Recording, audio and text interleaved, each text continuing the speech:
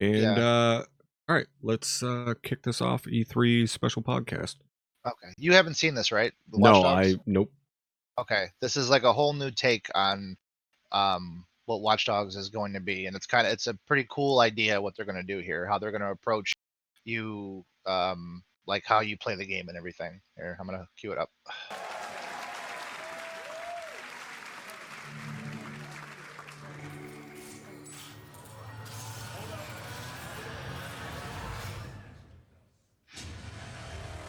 London, greatest city in the world.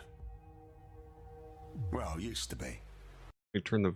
Oh, I just paused it. I think. Right, Let me turn the volume up for you guys a little bit here. Government's fucked off. Extremists are grabbing power. Organised crime slicing up the boroughs. The war dogs are out, and freedom's a bloody joke. But this ain't their London. This is our London. And there's a new power growing. It's all of us, together.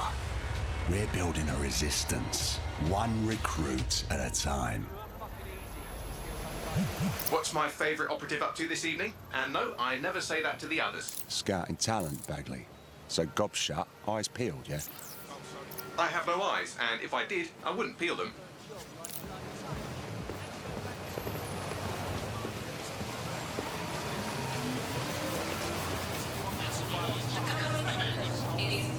Severe. Heightened security measures are in effect throughout London city limits. Bloody drones are everywhere, kicking our fucking teeth in lately. Then I recommend you recruit someone who can deal with drones. Brilliant, never would have thought of that. Oi! You're clear. Sod off. All right, easy. I'm complying. Impressive skill set. Sure, but we need a drone expert, Raj, not a shit kicker. File that one away for later.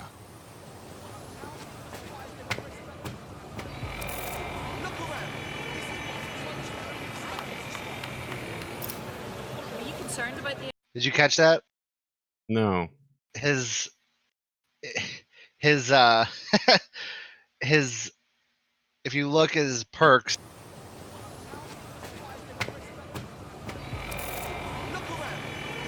so May die randomly. Yeah, because because he's a stuntman.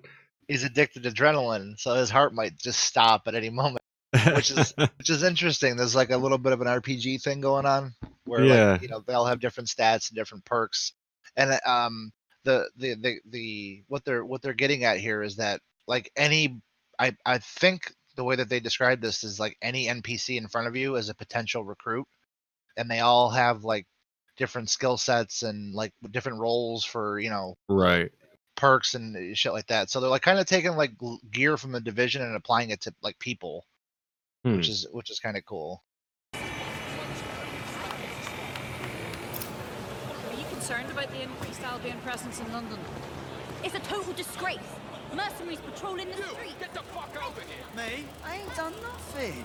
Come on, you shifty prick. Hurry up. Like that Jag sitting there. Jimmy Shaw, no formal engineering training, but he has several mischief charges for hijacking Albion drones. Hold still. Fuck you, man. You got no right. Fucking hell. we punching find a that dude's drone helmet. expert and he's about to get himself nicked. I'm dead set. Get out of here. Riot drone! Okay, pause it real quick. I want, when they're doing stuff like this where they're going for basically hyper realistic type situations and stuff like that, I want to see a game that when you punch somebody with your bare fist when they're wearing a ballistic fucking helmet, it breaks your hand and you can no longer punch with that hand. He did like shake his hand after he knocked the second one out, but I know what you mean. Yeah, Obviously like- his hand's not broken. Yeah, like the same as like punching somebody with body armor. Like, it's made to stop a bullet that's got 1,500 plus foot-pounds of fucking energy per square inch. Right. Your hand's not going to do anything to it. I would like to see that. It would be a cool little touch. Like, hey, you want to take this guy out that's wearing fucking body armor, you better hope you have some type of fucking baton or something that you can smoke this dude's kneecap with. Or you punch him in the throat or something. Yeah. Did it freeze on your overlay? Because I'm looking at your overlay and it's not what I paused on. On the little drone? Yeah, on the stream it looks like I'm still back at that adrenaline junkie. It shouldn't be. Hold on, I'm gonna. Still showing fine on my preview. Are you guys in chat seeing it fine? Yeah, they're seeing it it's on fine the in the drone. chat. Okay, Yeah. that's my fault. That's me then. That's a problem on my end. Okay, so he goes down, and I think this is a perk for him because he's like got a lot of resistance or like whatever resilience, whatever the fuck the stat might be. Mm-hmm. This particular character can choose to like cheat death. I think like once.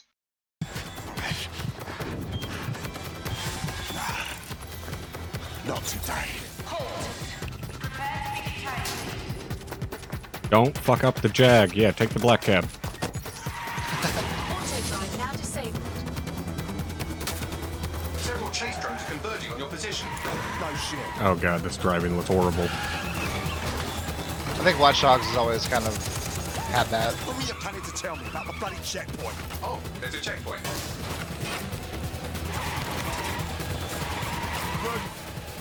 This is like... That's like PS2 driving physics. The getaway. Yeah. Like watching somebody play the driver.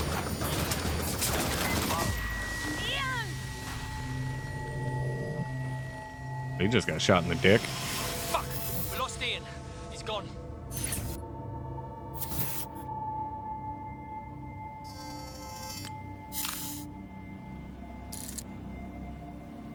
Oh, so you just like bounce to the next asset?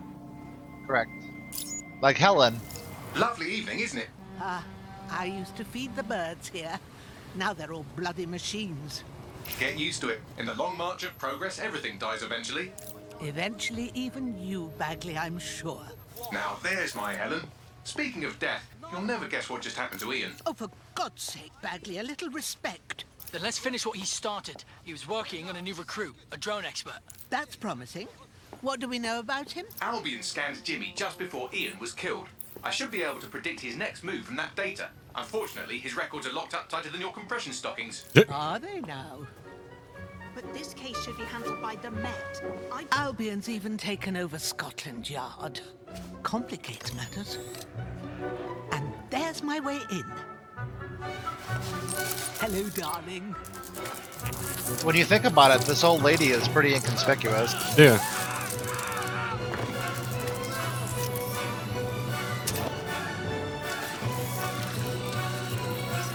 Time to go. They'll be on to me. Sleep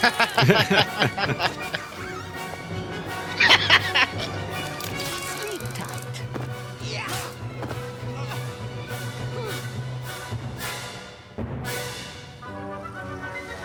The files you stole indicate that Jimmy's gone to Camden Market. Let's get someone over there, Bagley. Chop, chop. I'm gonna say they named her Helen based off of Helen Mirren in the Red series of movies. Ready for some action, Naomi? Always. But this recruit better be worth all the trouble. According to the Scotland Yard records, Jimmy's sister was killed by Clan Kelly. We believe he's seeking his revenge inside Camden Market. Camden Black Market, you mean? Yes, the Kellys are rumoured to run all sorts of illicit goods out of the old stables, some with fingers and toes. I'm wondering if this is going to be like an alternative to like fast traveling. Trouble. Oh yeah, just bouncing between the people. Right.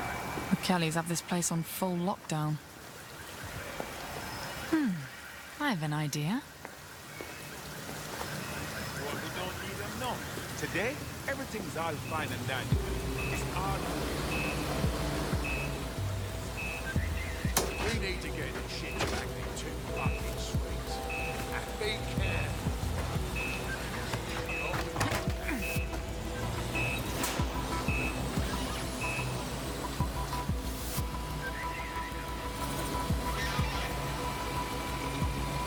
Now, Naomi, we've already lost one operative, so try not to get killed, or we'll be in the red for the day. Copy that. Jesus, it's quite the fucking jump there, Hot Rod. What the hell? Is this a meme? This better be a joke or I'm stuck.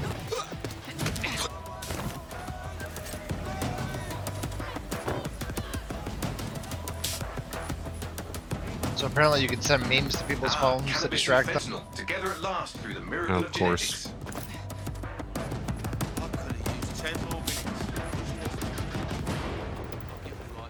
So this engine and the movement looks very similar to Assassin's Creed. Yeah. Stables. It's human trafficking. Found Jimmy. Cheeky shit. And here we thought he might be in some sort of trouble.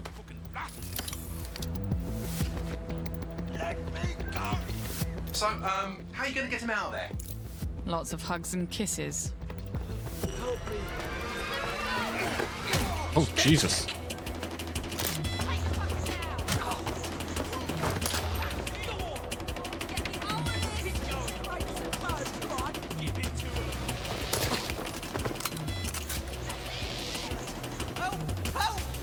Don't fucking move! I'll kill him! We'll kill him! Help! Reinforcements are converging on your position. On your feet, mate. Obviously, she never watched the movie Speed. Nope. Maybe sharper than you look. Jesus Christ! Someone help me beat these dead sick pricks! Back up! I need back up!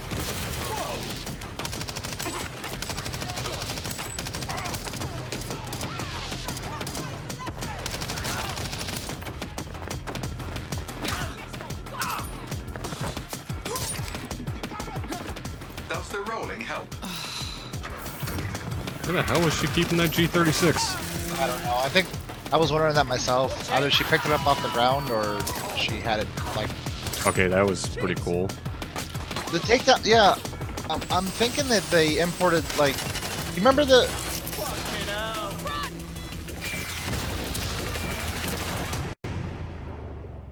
You remember the Splinter Cell game where Sam is like retired? Was it after Double Agent, I think? I don't. And I they had haven't all- played fucking Splinter Cell, Look, and thanks for it's like helping the me, second one. But I can't They handle had a lot of myself. really cool Right. takedowns like You think that you're that I better off haven't seen alone? since. Like You a think lot of everyone really else cool, has like given you up just and push a there's no one button to and he does trust? like a really cool like That's takedown and shoots what they him like want you twice to or three. think. And that's how they'll take us, one at a time.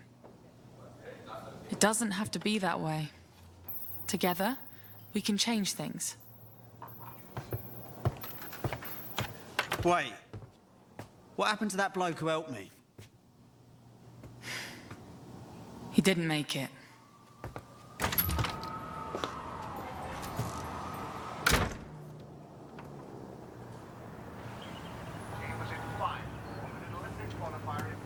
Fuck it.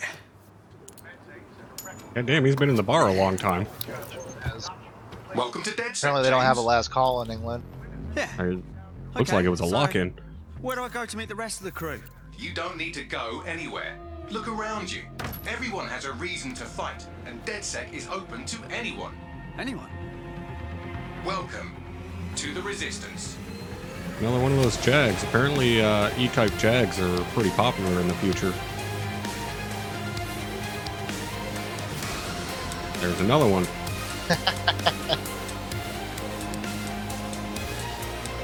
I wonder if they realize those are like a $500,000 car.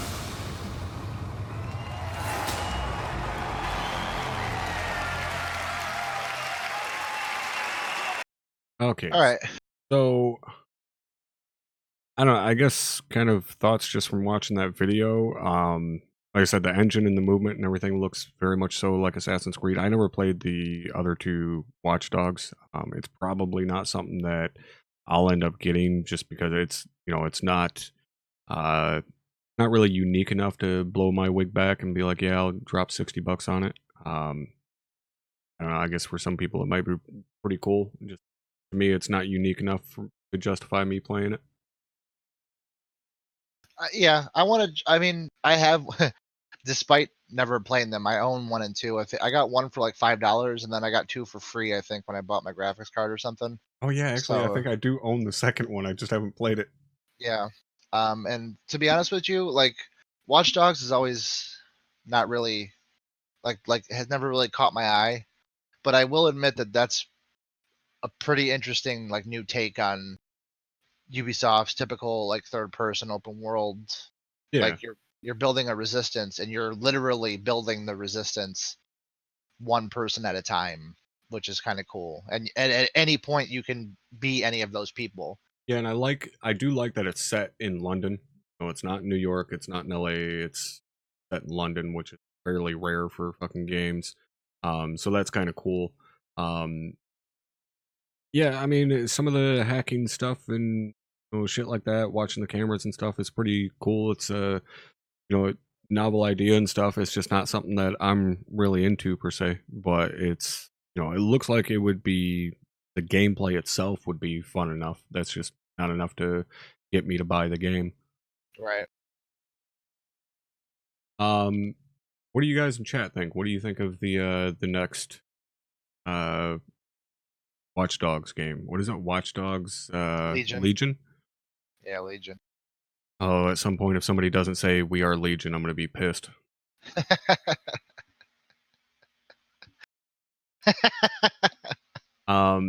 So what's next from Ubisoft?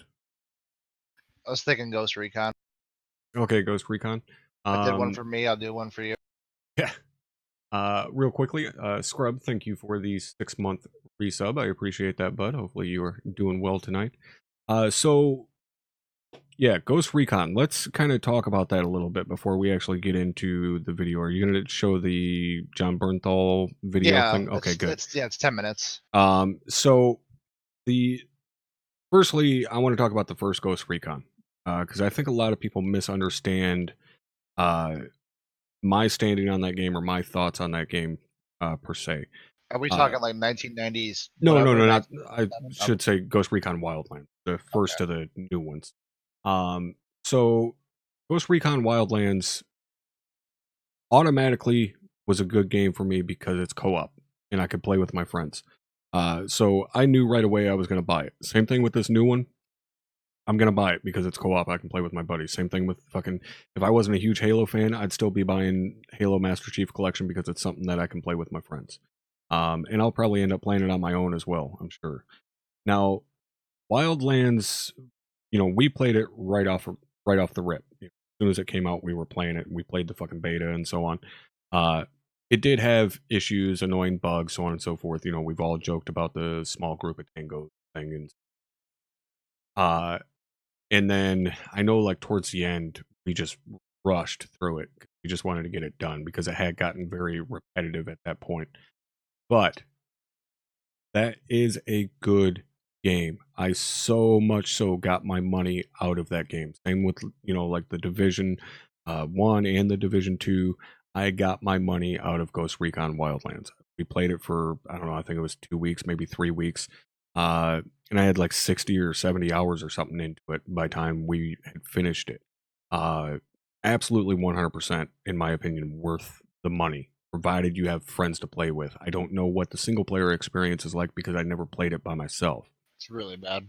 Oh, there you go. It's really bad.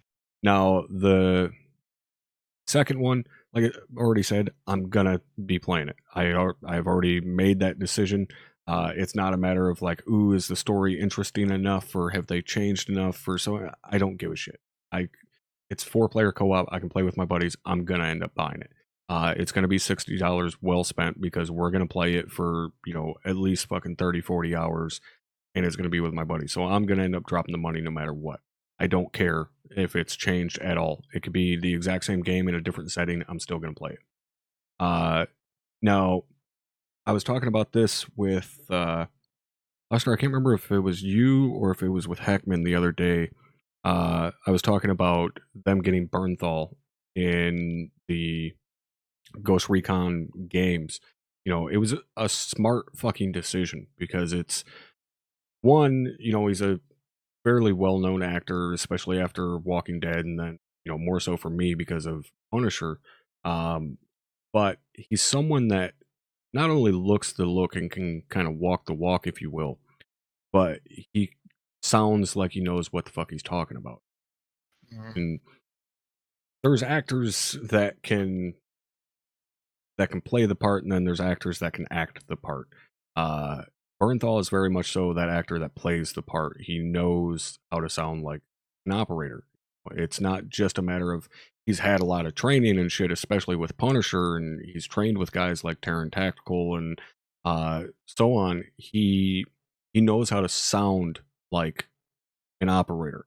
And that's kind of the thing that fucked me up with this video that we're going to be watching when he was at E3 and he came out and talked to the crowd and so on. It very much so broke the illusion for me, because in the video that we're going to watch, the first part of it is, him in game giving this big rousing fucking hoorah speech to his guys, the Wolves. And then John Bernthal, the man, comes out and he's not playing a character, he's himself. And John Bernthal himself is drastically different than any of the characters that you see him play.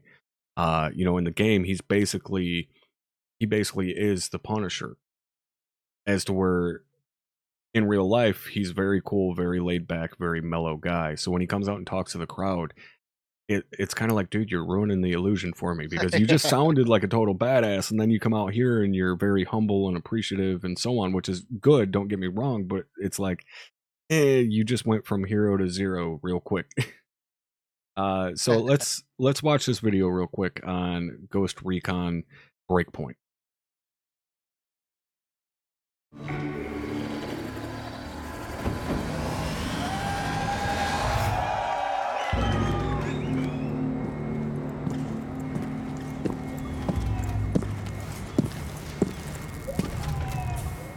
God, facial scan technology is ridiculous. Man's worth. Yeah, right. It's battle. When those rounds come screaming past your head, you're gonna learn if you're hungry enough to take that victory. We're going to battle with the soldiers that we used to be. Ghosts. And you better believe that they are hungry too. Once upon a time, some of these ghosts, they may have been your friends. And there is brotherhood. But then there is what the world needs. These ghosts, they are the past. They still serve the machine that we left behind. And right now, for the future, the world needs us. I'm honored. I'm honored to be here with you tonight. And as you head into battle, with that mean look in your eye, those bad intentions in your mind, remember this. You are the few with the courage to make history. You have the desire to take victory. You will be on a battlefield full of ghosts, but only you have that hunger. That hunger that makes you wolves.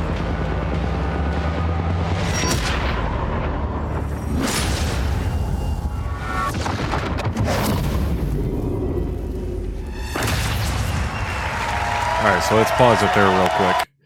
So, because the man himself is about to arrive.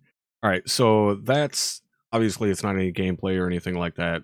I've seen gameplay from Breakpoint. It does look good. It's a little bit slightly more realistic looking than what Wildlands was, in terms of, you can actually be wounded in a limb and, not be able to like ADS, or you move slower, stuff like that. I was watching a video the other day. A guy was talking about how the medical system was working and stuff, and how long it took to bandage or revive and stuff like that. And I didn't really agree with his idea that they were basically, the medical system took longer to bandage and stuff like that, for like more realistic purposes. Like he was saying that, it takes 10 seconds to revive somebody to make it more realistic. I don't agree with that at all. I think the reason that, it takes a while to fucking bandage yourself and takes a while to revive your buddies is because they are very much so going for that tactical cooperative type gameplay where, especially in this, where you're supposed to be not only outgunned but outmanned, you're not supposed to be going into open combat as much. You don't want to get in these big grandiose firefights, because if you do, you're gonna lose, or you should lose, because you're outmanned, you're outgunned, you're the ones being hunted. So you should be, picking your shots and picking your targets and making, smart, concise movements rather than just standing out there in the open, guns ablazing. And when you get hit, you get punished for it hard, because the goal is to not be shot, is to not end up wounded, and so on. That's my personal take on it. Loster, have you seen any gameplay from Breakpoint? Other than, well, I showed you that video from G-Man, the Australian dude. Oh, yeah. Because he got to play a little early. He got to play in the Ubisoft booth. Yeah, he that's actually the video I'm talking about. He's the one that had mentioned that, the medical system was the way it was because it was more realistic. Again, I don't agree with that. If they were going for more realistic, you'd get shot once in the leg and you wouldn't be fucking 6 to 10 months. So I don't think it's a more realistic thing. I think it's more of a punish you for bad tactical decisions. Right. Yeah. I mean, because as opposed to like every other previous Ubisoft game, like Far Cry, where you get hit and then it's like, oh, you just push a button and you inject yourself with something and now you're okay. Yeah. All right. So let's continue on with the video here. Again, we just watched the kind of trailer, if you will, of Bernthal's character talking to his guys, the wolves, and telling them about how they're all ghosts and so on, but they're the ones that are hungry and so on. Like I said, very hoorah, fucking supermoto, and then he comes out. So let's watch this. Sit down. Hey, sit. Go down, bro. All the way. What's going on, everybody? Hey, I'm John. Good to be here. This is Bam Bam the dog. Thank you for having me. Thank you. It's a real honor to be here with you guys today. Thank you. There's a nice I love you pity. too. Right on. This is awesome. This has been really great and exciting, and I'm really honored to be here. I'm enormously proud to be part of the development of this game. It was a pleasure to work with the Ubisoft team. I've had the chance to play some pretty strong, tough men over the years. I've played a deputy fighting zombies, special forces soldier who lost everything. And now I get to play Cole D. Walker. He's a skilled former special operations soldier with his own sense of responsibility and his own moral code. He knows how things should be run. He loves his brothers, his fellow soldiers, but he is willing to do whatever it takes to complete his mission and take control of Aroa. There is no briefing. There's no backup. You will not face a group of bad guys or a criminal organization. You will face an entire army. My army. The Wolves.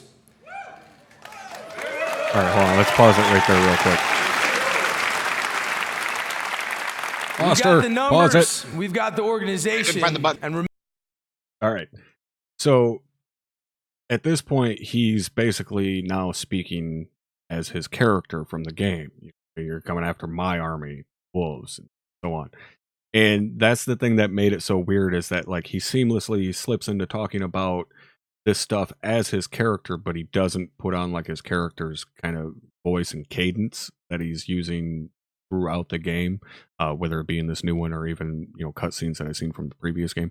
And that's what made it so weird for me, was that he's talking basically as his character here, and he doesn't slip into, like I said, his character's voice or his cadence, because obviously, as you can see or as you can hear, his normal talking voice is nowhere near what his character voice is. Would you stop unpausing it, motherfucker?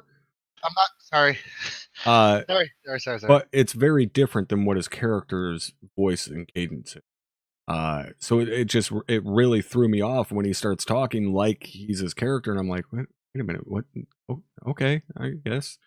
All right, now you can fucking unpause it. I kept hitting the space bar for some reason. You, The weaponry of a fully operational special ops detachment.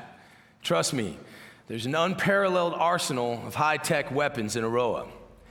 So if you think you have what it takes, strap on your boots and you get ready to take on the wolves and take on me.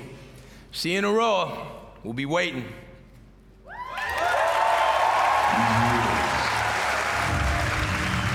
Are perfect predators. They have the knowledge of their hunting ground, but we have the element of surprise.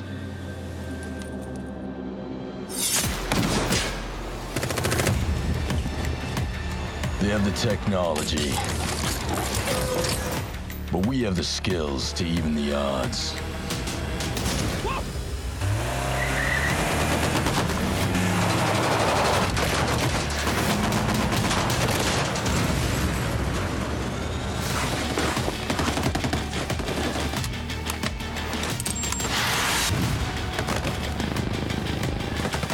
They have an army,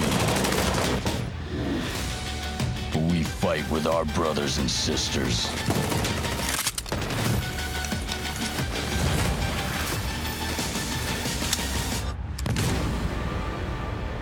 They are hungry, but we are enraged.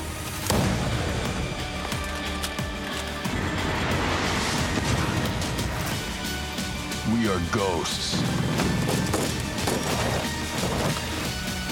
And ghosts never die.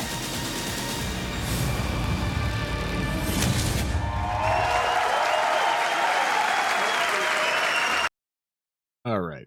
So, I mean, I guess that second part really didn't show us much other than the fact that apparently all fucking special operators dropped their voice about 3 tones, and let me get as much fucking bass in my voice here as I can. Let me go ahead and fucking hammer down a quick pack of smokes. I don't. It's funny to me. Like every single one of them are, all of a sudden very fucking white. Where you watch interviews with guys like fucking. Hi, I'm John. Yeah, you watch guys like Shrek Mafee, who's a badass Delta operator and shit, and I mean he just sounds like a normal dude, like very happy-go-lucky and shit. Like it doesn't sound like he's been smoking 3 packs of strikes a day for fucking 18 years, Yes, I did see the movie Fury. John Bernthal was very. Is that the one with Brad Pitt? Yeah. Yeah, that's right. I've seen the actual tank that part of that story at least is based off of. And dear God, like that final scene where the tank Fury gets all shot up, like there was an actual fucking M4 Sherman that went through that and had hundreds of penetrations and all. Yeah, obviously no fucking made it out alive, but yeah, there was a tank that went through something very similar to what they did. He was in the Pacific too for like 2 episodes. But yeah, basically for Ghost Recon, like I already said, I mean, I'm gonna end up buying it. I'm gonna end up playing it. I don't really care all that much about the story per se. I mean, I appreciate that John Bernthal's in it just because I like him as an actor and so on, and he plays that part very, very well. Again, just by even what little bit you guys seen of him out on stage, you would not think that that's necessarily the same dude that other voice is coming out of per se. Not that it's so incredibly different, it's just it's so far off of what his normal personality is. But I like him as a character. That makes me, I guess, give a shit a little bit more. But for me, that game is always going to be about just playing with my buddies and having a good time. Whether it be 2 of us or 4 of us or whatever, that's all I really give a shit about in terms of that game, is just having fun with my friends. The video that you showed me of the Australian guy playing, he was banging away on a long gun, and granted they were all fairly close proximity shots, all within roughly 150 meters or so, but I didn't see any bullet drop. No. That was my biggest issue with the last one with Wildlands, was the the actual ballistics of the weapon systems and stuff, because it was in that game it was an insanely long shot if you made a shot beyond like 400 meters with stuff that's like in 338 Lapua and shit like that. And it's like, it's great having this big huge open world game and I can see for 2 clicks, but I can't shoot beyond 150 meters with my M4. What's the point? Like, why bother having this huge area that I can see and I can sit on this mountain from a click away and see all these guys down in the base or whatever, but I can't do anything. I sure as fuck can't engage them with anything. So hopefully they worked on that a little bit. That's like my one, not necessarily concern, but that's my one thing that I hope that they did improve is the ballistics of the weapons. It kind of stuck with you from the first game. Yeah, exactly. Well, I'm hoping that they ditch. Well, so if you look at like the pattern of, I think every Ubisoft game, like every open world Ubisoft game that they put out, Far Cry, Assassin's Creed, Ghost Recon, Watch Dogs, it's always like you're you, and then like the organization is bad. Mm-hmm. So like in Wildlands, it was the cartel, right? In Far Cry 5, it was the cult, and it's like you're just like slowly, and you're always like piece by piece disassembling this organization. But like, and they do a good job of like they'll do a good job of setting up the bad guy. Like in Far Cry 5, I thought the intro to Far Cry 5 was really good. Yeah.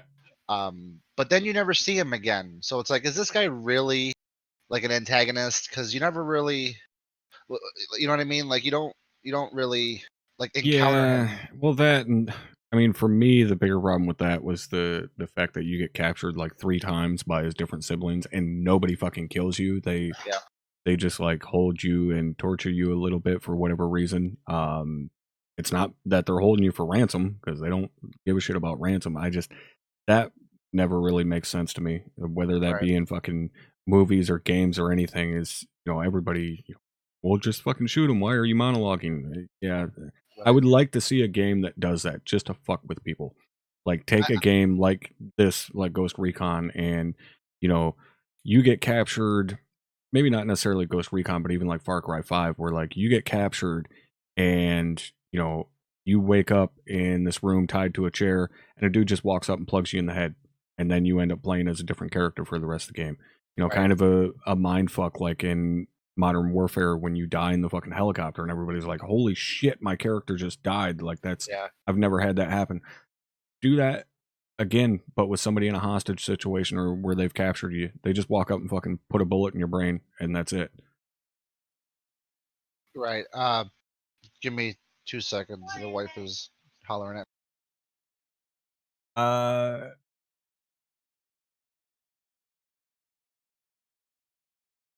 Oh, so they did already, they did already actually update some of the ballistics with Wildlands. I haven't played it since we beat the game. I never fired it back up. So I have no idea what they changed or so on and so forth. I've never really had a reason back in. But what are your guys' thoughts in chat in terms of Breakpoint? You guys plan on picking it up, or is it going to be a fucking pass for you because you didn't like Wildlands, or what?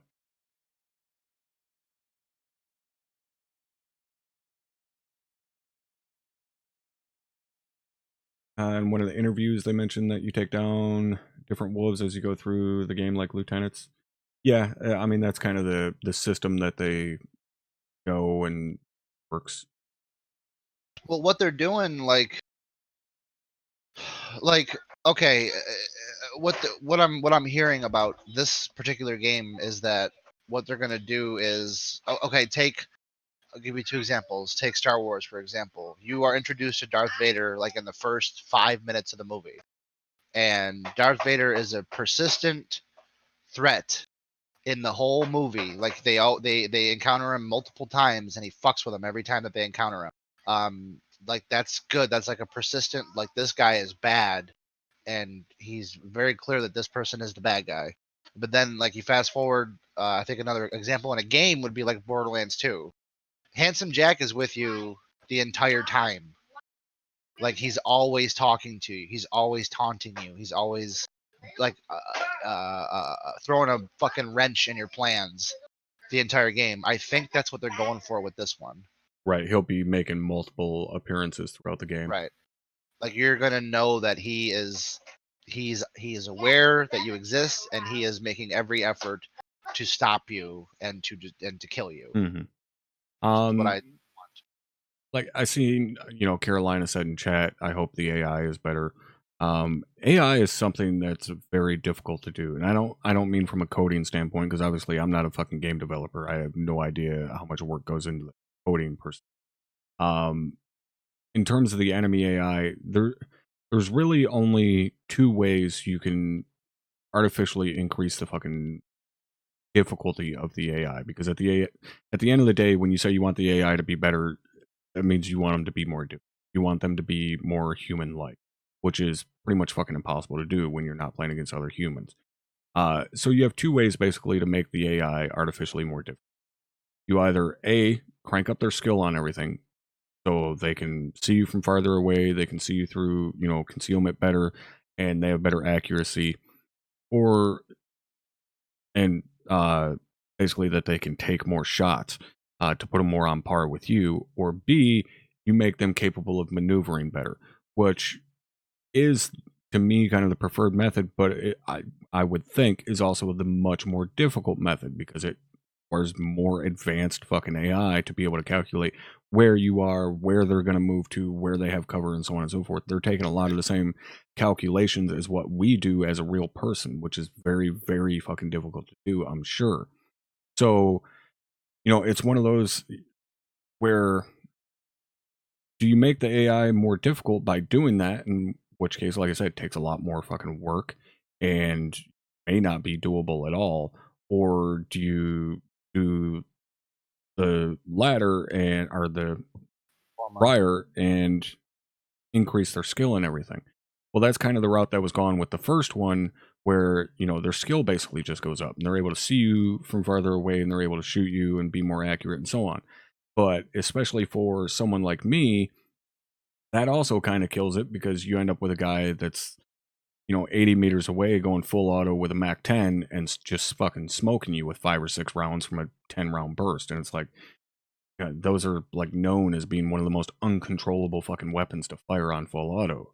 So, like, yeah, I do want the AI to be better, but at the same time, I'm not going to fault them if it's the exact same, because it's way, way more complicated than what any of us are fucking capable of doing. If it's, like I said, the exact same as what it was, I'm fine with that, because I still had fun with it.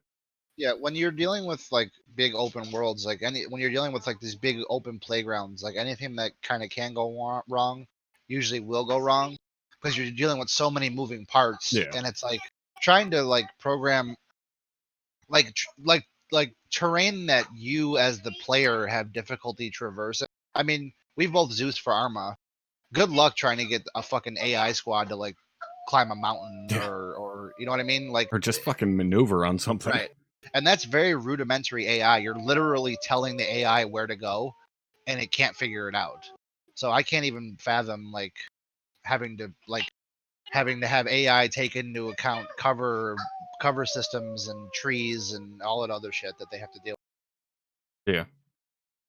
I don't know. Like I said though, at the end of the day, I guess kind of final thought, I'm gonna be playing Breakpoint.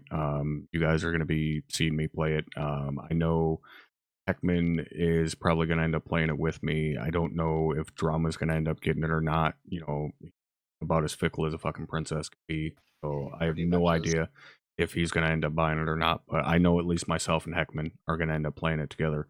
So that'll be. I can't put my hood up on my hoodie over my helmet. I'm not playing this. Yeah, pretty much. Stupid. So at least me and Heckman will end up playing it for a couple weeks. And this is releasing, what is it, October? I think it said October of this year is Breakpoint. I have no idea. I completely forgot to mention, I have no idea when Watch Dogs Legion is being released. I have no fucking clue. I want to say April next year. Oh no, that's Cyberpunk. 2020. I'm pretty sure it's in 2020. Okay. But yeah, I do know Ghost Recon is October. Like I said, I am gonna end up buying that. I'm not gonna pre-order it just because I'm not one of those people that are like, oh, don't fucking pre-order games, and I don't give a shit. Like if you want a game, pre-order the motherfucker. Who cares? Yeah, you spend $60 an hour, $60 later. Like it's the same with the special editions. Like I don't give a shit, dude. If you want to pay 70 or 80 bucks for a game because you get something extra, then fucking do it. It's your money. Do whatever the fuck you want with it. I'm not, like, I can't stand that when people like rail against like, oh, don't fucking pre-order special editions because all they're after is money. It's a fucking business. Of course that's all they're after. Like, start your own business and let me know how it goes if you're not concerned about how much money you make. Yeah, the bottom line is the bottom line. Yeah, exactly. Like they're after more money. People flip the fuck out when a brand new game is more than $60. But I hate to break it to you, games are more expensive to make now than they ever fucking have been. There is way more budget going into games now than they ever have. So of course they're concerned about money. It's more of a problem when it's very obvious that they are predatory in their ways of gaining money, i.e. loot boxes and shit like that. That I have a problem with. But again, it's your money, do what the fuck you want. If it has an effect on the game, I more so have issues. Or when they get caught flat out fucking lying, like Bethesda did with Fallout and so on. We'll get there. Yeah. But I don't care about special editions, pre-ordering and shit like that. If you want the game, pre-order the goddamn game if you have the money. I don't give a shit. End of rant. Yeah, I'll end up picking up Ghost Recon Breakpoint. So what's the next game we're talking about here, Loster?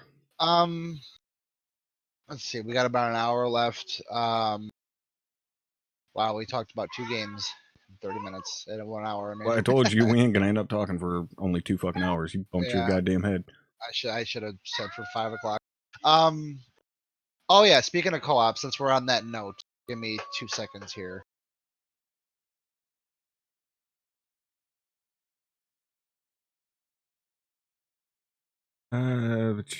Far Cry 2 AI was better than what they have now. Actually, yeah, Far Cry 2 AI was pretty good. Oh yes, let's talk about this for sure. Let's watch the video. Yeah, let's watch the video first, and then we'll talk about it. So go ahead and hit it. Okay.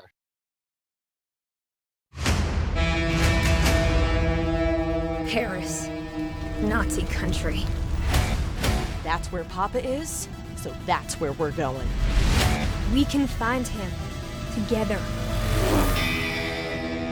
I may have an assignment suitable for 2 Nazi killers such as yourselves.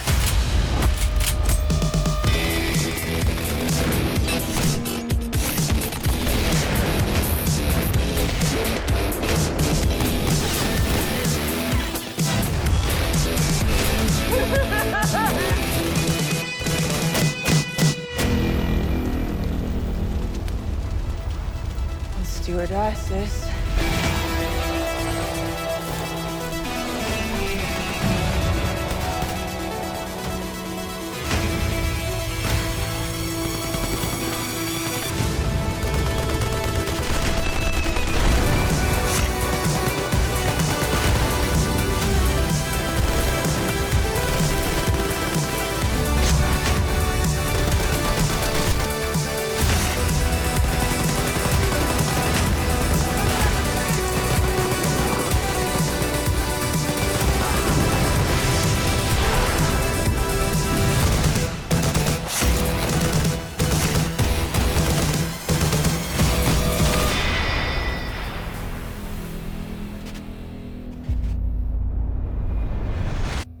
Just enjoy life for a second, Jess.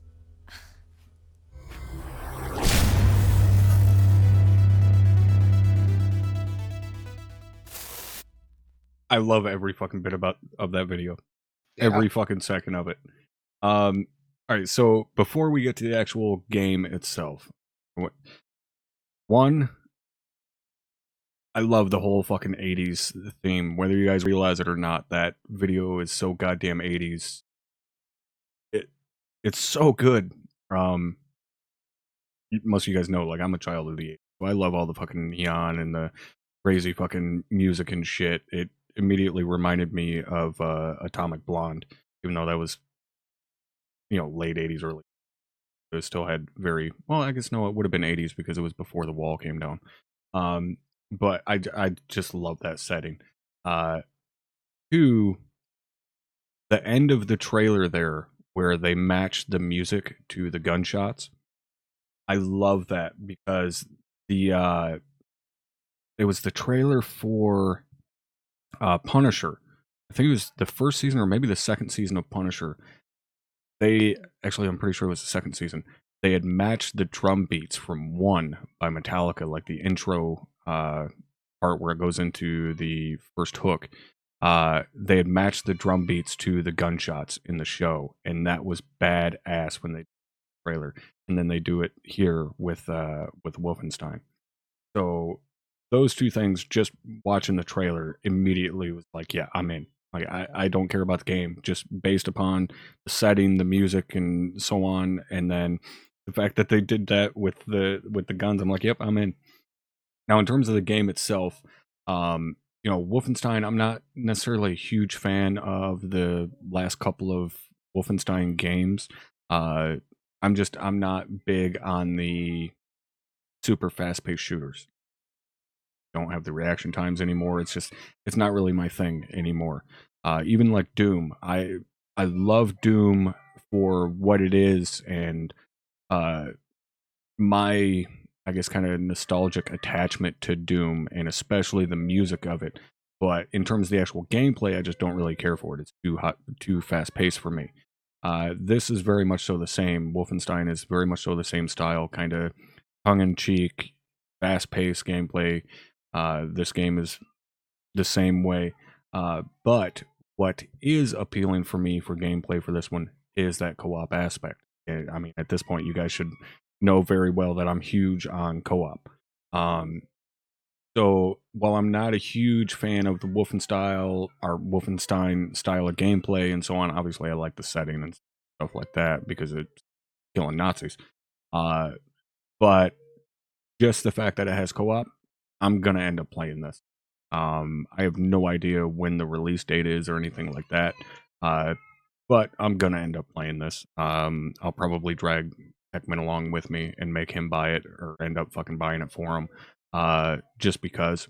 But it's it's like getting to play Doom with your buddy. But instead of, demons, you're killing Nazis. And again, it's not about the gameplay experience per se. It's just about experiencing the game with your friend. And that's huge to me. It looks really, really fun. And then, like I said, of course, I like the setting and so on. So, what about you guys in chat? Are you thinking about picking up Wolfenstein based upon what you've seen here? You want to wait and see more? Wait until you see actual reviews of it, or what? Like I said, I know for me, I'm already sold on it. I'm gonna end up and playing it. Hard pass for Honest Scrub.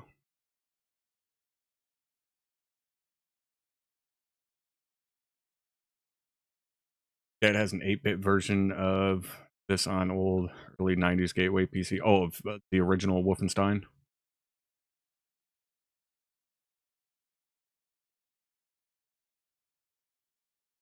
You talking about Wolfenstein 3D? Yeah, the original PC version. Well, like this one really jumped out at me because I mean I think you're kind of more than aware that like I'm a huge id Software, like I'm a huge id Software nerd. Like if you look at my Steam library, I'm pretty sure I have every id Software game, like period. Like I even got Commander Keen. It just went out. The entire Commander Keen collection went on sale for like 90 cents. You even have Heretic? Well, Heretic's not a. I do have Heretic, but it's not an id game. Oh, I thought Heretic was id. Raven made it. Oh, okay. I mean, obviously, it's very fucking Doom oriented. Well, it's a Doom. It's the Doom engine. Yeah, they borrowed very heavily from Doom. Raven Software and id used to be like right across the street from each other, so id would contract them out to make expansions and shit for their games using their engines. Oh, right. So like Heretic, Hexen, Raven made some Quake DLCs or expansions, whatever you Yeah. wanted to call them back then. So yeah, but id primarily you're looking at Commander King, Curse of the Catacombs, Wolfenstein 3D, Doom, Quake, yeah. Rage. Quake was actually the first game I ever played online, and it was on the Sega Saturn. Oh wait, no, was it the Sega Saturn? Quake did get a Saturn port, yes. It also got an N64 port and a PlayStation port. Oh wait, was Saturn the disc one, or was that Sega CD? Saturn was the Saturn was the disc one, but there was no Quake on Sega CD. Okay, so it was Sega Saturn. It was Saturn. Yeah, because I think Saturn was the first online console. It was either Sega Saturn or fucking 64. 64, the 64 by itself didn't have online. Yeah, that only had LAN. 64 had. Right. Well, it had local, like it had 4 controller ports. That was it. Saturn had online capability. Yes. And the Dreamcast. The Dreamcast might have been the first. No. Saturn was the first. You're right. And then the Dreamcast was like one of the ones that really popularized it. So what about you, Lost? Are you gonna end up picking up Wolfenstein? Oh yeah. I'm a huge Wolfenstein. There was like a really dark time for Wolfenstein, like in like 2009, like pretty much everything after Return, which was another Raven game. But once New Order came out, I was on board. I really liked New Order, and then Old Blood came out. Wolfenstein Old Blood is like one of the best shooters like that's ever been. It's short, it's gritty, it's they did away with a lot of the bullshit from the previous game, and it's just beautiful. Wolfenstein 2 wasn't very good, unfortunately, but I'm looking forward to this very much. For me, this is like Far Cry 3 Blood Dragon, Right. Well, to me, the thing that I do like about Wolfenstein, because like I said before, I don't really care for the gameplay all that much anymore, but the story of it, the alternative history, I love that aspect of it. Very Man in the High Castle type shit. Yes. So Germany wins, yeah. Yeah, exactly. So I really like that aspect of it. And then this one, I don't know if it's set in the 80s. It's obviously got a very 80s theme to it. Yes. And I would assume based on the story and just the time passing and how old BJ is, and now he's got kids that are in their 20s, like I would assume it's in. Yes, it is taking place. It's in the same universe, but now it's like the 80s, because New Order jumps ahead to, I think, I want to say like the 70s. It's like the late 60s because it's got Jimi Hendrix in it. Yeah, because BJ goes, he gets knocked unconscious in a New Order, and then is like in a almost like borderline coma for like 20 years or whatever. Yeah, and Wolfenstein 2 is pretty much right after New Order. Right. So yeah, this taking place in the 80s. It would be kind of cool to see him put up a wall in Berlin for like some other reason, just to have a Berlin wall for whatever reason, whether it's this century wall for whatever, and like they have a ghetto set up on the west side of the wall or something, just something to still have that aspect there, but just flip it on its head a little. I think would be pretty cool. And despite my I'm totally on board. Plus it's co-op, and like the shooting of New Order and Old Blood, like I loved it. It really felt like not going back to its core, as just like a mindless, like you're just shooting Nazis. That's all you're doing. Mm-hmm. You're going from point A to point B and you're shooting Nazis. But there's also some really cool set pieces.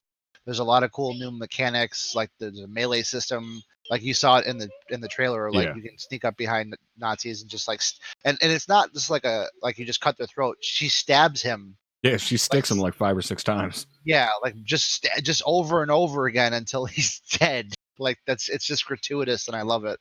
Yeah, it reminds me of a fucking Tarantino movie, basically. Right. Like that's that would be the take on it. If Tarantino made a Wolfenstein movie, this is exactly how it would look. It would be an 80s themed fucking Wolfenstein movie. Right. Well, if you look here, if you look at where I paused it, if you pay a little bit more, you get the buddy pass. So you can pay like $70, maybe 80 or something like that. Oh and yeah. and you play invite a friend, they can play for free. Oh well, that's probably what I'm gonna end up doing then. I'm just gonna buy the fucking deluxe edition and fucking make Heckman come play it with me. Yep. I'm trying to think because I guess this would be an appropriate segue into Bethesda because Bethesda owns id. Yeah. But I mean, we do have the new Doom coming. What was it? Doom Eternal, I think is the Eternal, name of yeah. it. Um, Let's see. Yeah, we can transition over to that. I am eager to see the new Doom again. Not so much from a gameplay aspect. I don't really care so much. I'm interested in to learning more about the Doom Slayer or Doom Marine or what you want to call the guy, because that is one thing that they did with Doom 2016 that they went into a little bit of detail with Doom 3, not all that much, but especially Doom 2016.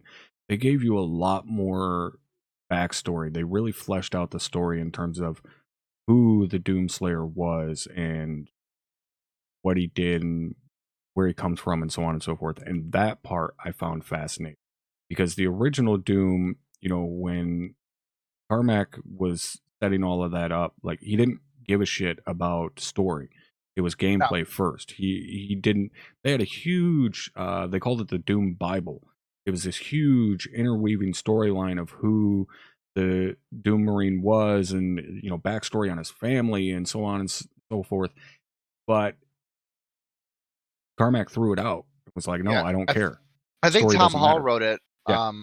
And Tom Hall was the creative director for id. He was the creative director on Wolfenstein, and he was the creative director for the first Doom game. And then I think they fired him. But it's like there's a few really good like Tom Hall maps, and I don't know. It's too bad that they fired him because he had a lot of really good ideas. And yeah, that's just another. We're talking about like id canon from fucking 20 years ago. More than that. Shit, Fucking 30 years 30 ago. years ago. Yeah, because 20 years ago was 2000, so 30 years ago, and it's just like that's a whole other rabbit hole of like history and all that other shit. Yeah.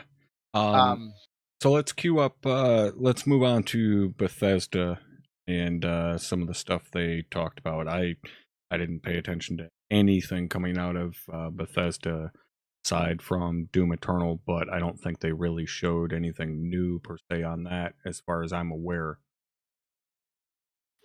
So here's the thing. I watched Bethesda's conference because I wanted to see I wanted to see Todd come out and say sorry for 76. Yeah, I wanted to see Todd Howard come out and like have tomatoes and fucking like just like vegetables and all kinds of like campy like cliche shit thrown at him, and that's what I was expecting. I was truly expecting this audience to just be like revolted and just angry at Bethesda. And I was hoping that Todd would fucking apologize or acknowledge how bad Fallout 76 was, how it wasn't a finished game, how they denied customers refunds, how they just shady business, how they inflated the price on the Atom store, how they fucked over people who bought the Power Armor edition. Yeah, Like, the whole canvas bag thing. Yeah, and on top of that, how they fucked over people who ordered the fucking rum, and it's Bethesda just stepped in pothole after pothole after pothole last year, and I thought that would be the end of it. Like, this is it. This is how forget everything that EA's ever done. Like, this is how a company dies, and it just didn't happen. And I guess this is as good as time as any. We'll cue it up. Well, the thing is, in terms of that, I'm very much so along the mindset of give any game developer a chance to redeem themselves. I agree 100% with something that Ko said the other morning on his stream, Ko Carnage. If you guys don't watch fucking Ko Carnage, go follow him on Twitch immediately. He's hands down my favorite fucking streamer on the planet. But anyways, Ko was talking about, what announcements he'd like to see. And one of them was a announcement of a new Far Cry game. He says it is way too early for them to announce a new Far Cry game. I understand that, but he did say he thinks it would be cool for them to announce a new one. And what is generally a very positive group in terms of his chat, I had never seen them so quickly turn against him and say, no, everybody flipping. I was like, no, we don't want to see another Far Cry. They fucked up the last one so bad, this and that, death to fucking Bethesda and so on. And Ko basically, to summarize what he said, was basically along the lines of, I cannot agree with that mindset. I cannot say, no, I don't want you to make another game, because I want them to redeem themselves. Why? Why would you, as a person who loves playing video games, not want them to release another game and have a chance at making it better? That doesn't make any sense. If that were your mindset, or if that were the mindset of everybody in the games industry, we wouldn't have video games anymore, because everybody fucks up. Everybody makes a bad game. If they didn't make another one and they just said, nope, I'm done, I'm not touching it ever again, all of these beloved games that you guys have wouldn't exist anymore, because nobody would make video games, because they're too scared of screwing up, or that they would screw up and then they just quit making video games. And I agree 100%. I want Bethesda to make another Far Cry game. I want EA to make another fucking Battlefront game, because I want them to do it better. That mindset of, just spewing hate for the sake of spewing hate because that's what's cool right now is fucking idiotic. It makes no sense. If you want the perfect game made and you don't entrust other people to do it, then you better get off your ass and start learning some coding, because it's not going to happen if they don't do it. So, can you be cautious? Yeah, absolutely. But I sure as shit don't agree with saying, no, don't let them make another game, because how is it going to get better? Then you're just going to, their legacy is going to be this one dog shit game, and that's the only thing they're ever going to have to contribute. I want them to make more games. So I don't know. I do agree. I really do. It's just like, it's not like they had this like stellar track record and they just like, oh, we tripped and now we're pieces of shit. It's like it's a few years now of like bad development choices and it's a few years shady. of bad choices. It's one of those though too, like, you have to realize they're experimenting. They're trying to break away from what has been successful, because you don't want to just recreate what you've already done, right? Like, while people love that, at the end of the day, you're fucked if you do and you're fucked if you don't, because if you recreate the amazing game that everybody loves you for, if they were to do fucking Morrowind again, everybody would be pissed off, because it's like, well, you're just fucking copying what you did before. You're being FIFA, you're being, NBA, you're being any of the fucking sports industries, you're just doing what you already know is successful. You're just in it for a cash grab. Okay, well, let's try and, do some new stuff, and let's try and make some new mechanics. Oh, well, this fucking sucks. This mechanic is horrible. This is a stupid choice. Why the fuck would you do that? Like, you can't make people happy. I understand, but if they truly wanted to take a risk and they truly, I'd be willing to forgive I'd be willing to forgive Fallout 4, because I really didn't like Fallout 4 either. I'd be willing to forgive a lot of what happened with 76 if they were coming to us and saying, hey guys, we know that our games are janky as fuck, and we know that when we release them, there's tons of problems, because there always is. There's always, every single Bethesda game that comes out now is buggy and fucked up, and the fans just, well, you know what? We'll just grind through it, and then eventually they'll patch it, and it'll get better. Okay, fine. I understand that mindset. There are hiccups on launch now with big AAA games. I'm not letting go of that. But they've been using the same engine for so fucking long, and then Fallout 76 is literally, it's Fallout 4, but just a little bit different, and they took away some things that made Fallout 4 what it was.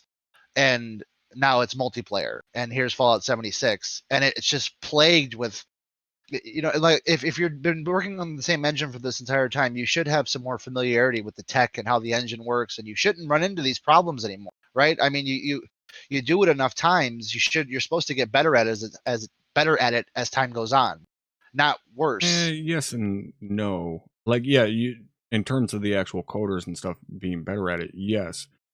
But then you also have to figure, how long have they been using this engine now? Since Morrowind? Or no, it's definitely not the same engine as fucking Morrowind. Not Morrowind, the one that came after, the one Dragonborn. that whatever the fuck that one is. the one before Skyrim. So, okay, so let's take Fallout 4 for example. Okay, so they do Fallout 4. There were some bugs with it and so on at the start. From what I understand, that's pretty much all fixed at this point. Okay, so Fallout 4 is released. Fallout 76 is how long after Fallout 4? What was it, 2 years, maybe 3 years? No, Fallout 76 is before. Like Fallout 76 is. No, I'm not talking in terms of timeline. I'm talking about release dates. Fallout 76 2 years or 3 years? 2018. Fallout 4 came out in 2015. So 3 years between release of Fallout 4 and Fallout 76. Okay. How long do you think Fallout 76 was in development? I want to say it was in development for. They had another team doing it. It was their 2 years, I think, maybe a little bit more than 2, or it was 2 at minimum. But they had some other team doing it, from my knowledge. It wasn't like Bethesda's. Like, it wasn't the same team that made Fallout 4. Right. That's for sure. So if you figure 2 years that the game was in development, so we're saying Fallout 4 was released in 2015, Fallout 76 was released in 2016. So a year after they released Fallout 4, we think that's when they started development on Fallout 76. I mean, I could be wrong about that timeline, but I mean, pretty much guarantee it. Yeah, 2 because years. if they were in development on Doom 2016 for 5 years, I guarantee they were in development for Fallout 76 longer than that. Not just because of, the fact that Doom had, a whole new engine that they were working with and so on and so forth, but look at how much of a difference of scale there is between Fallout 76 and Doom. When you compare them, Doom is about as linear as a fucking toothpick, as to where Fallout 76 looks like a goddamn roadmap. So take that into account, the fact that the bugs that were discovered with Fallout 4 upon release, stuff that they possibly never could have ran into during their testing, right, wasn't discovered until Fallout 76 was almost done. And then they release it, and then there's more bugs on top of the bugs that were introduced from Fallout 4. So that's the thing that I'm not necessarily, disagreeing that their games have problems on launch, but they have fucking release windows that they have to match because, people want their fucking money, which is a whole nother issue. But it's not just a matter of, well, they don't give a shit, so they just put out a broken game. I'll never, ever agree with that mindset of, oh, the developers don't care. They just want the money. They push out a broken game. Those guys put their heart and souls into that game for years that they work on that stuff. 30, 40, 50, 60, 70 hours a week that they work on that game. And the game comes out and people find bugs or find issues and so on and just fucking tear it apart because they're like, oh, you released a fucking broken game and so on and so forth.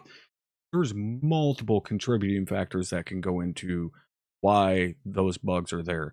Maybe they didn't catch them. Maybe they did catch them and brought up and were told, well, we don't have time to fix it. We have a fucking release window that we got to meet. We'll patch it later, so on and so forth. There's a lot of things that can contribute to a game having those problems. So I can't say that, well, I'll never buy a Bethesda game again because they just don't care. At the end of the day, if that's your thought, if you think that game developers don't care, then you shouldn't be playing video games because you don't have the fucking mindset to appreciate the amount of work that these guys put into it. When you read stories about BioWare being the best fucking example of the horror stories that came out of Mass Effect Andromeda, and the guys that left BioWare because they just couldn't put up with it anymore. They couldn't deal with that end of game crunch and the indecisiveness and not going anywhere, and guys, going to the hospital from staying up so late trying to work on this game. To say someone like that doesn't care, that's pretty fucked. So Sure. it is one of those, don't get me wrong, Bethesda has gone down a very shaky fucking bridge in terms of their predatory behavior with microtransactions and lying to customers, refusing to give refunds and stuff like that. Like, don't get me wrong, that stuff is shitty, absolutely 100%. But to expect them to come out and apologize for, the way a game was upon release, I wouldn't expect to see. And I guess the whole point of this entire rant is whether or not the crowd is potentially, paid to fucking cheer for him when he comes out and so on. That's a possibility, but think about it from the flip side of the coin. These people have paid to go to E3. The vast majority of these people have paid to go to E3, or their, sponsors brought them out to E3, so on and so forth. But especially if you paid to fly out there, go to E3, now that it's a fucking public event and so on. Sure. Those are generally people that are going to be pretty excited about any fucking announcement, because you just dropped probably $3,000 to $5,000 on this weekend trip out to California. Sure. I don't know just about being there is right. exciting. It's exciting, so I don't know about you. I'm not going to drop, $5,000 between plane tickets, lodging, food, so on and so forth, tickets for the event. I'm not going to drop $5,000 and, come into a fucking showing and be pissed off and start booing at the guy, because I'm just excited to be there. And I love video games, and that's why I'm there. I love video games. So I want this guy to come out and blow my fucking mind and announce the next new hotness, because that's why I'm, right. That to me makes more sense than, they paid those 2,000 people there to cheer for him. Well, if you watch how the crowd reacts, like there's a lot of deceptive, there's a lot of deception, because not everyone. I'm sure that there's plenty of people there that are very upset with Bethesda, and there's a lot of people that aren't clapping. There's a lot of people that aren't applauding. And what we're picking up on the mics is the first few rows of people that are super excited and whatever. Mm-hmm. So what's being showed to us, I believe, is inflation. I'm sure that of all the people there, there's thousands of people in that room. Some of them are probably I'm pretty pissed off. I'm sure there are people that are disappointed with fucking Bethesda. Even again, who is my favorite streamer, he's a very positive guy, but he still has issues with Bethesda, and still, he says that he has a love-hate relationship and will bring up every single fault that they have. But at the same time, someone like that isn't showing up to their conference and booing them, because you want to see them do better. And again, that's that mindset of, if you love video games, you're not jeering them and saying, no, don't ever make another video game again. You're saying, yes, please fucking make a better game than that game that you made before. And I would have to think that the vast majority of the people in that crowd have that mindset. That's why they're at a video game conference. That's why they paid all that money to go there. Which may very well not be the case, but that's my hope anyway. That the vast majority of people there want to see that conference and want to see them make good on their kind of, not necessarily promises, but what's expected of them. Right. Well, see, I guess this will be my last, because we gotta do this and then Cyberpunk. So, my last thing, I guess, would be. I've said it multiple times, I'm not a huge RPG guy, so but I did enjoy when I played Fallout 4. I did enjoy going, talking to different quest givers, and I liked how especially in Fallout 3, how pretty much anything could happen.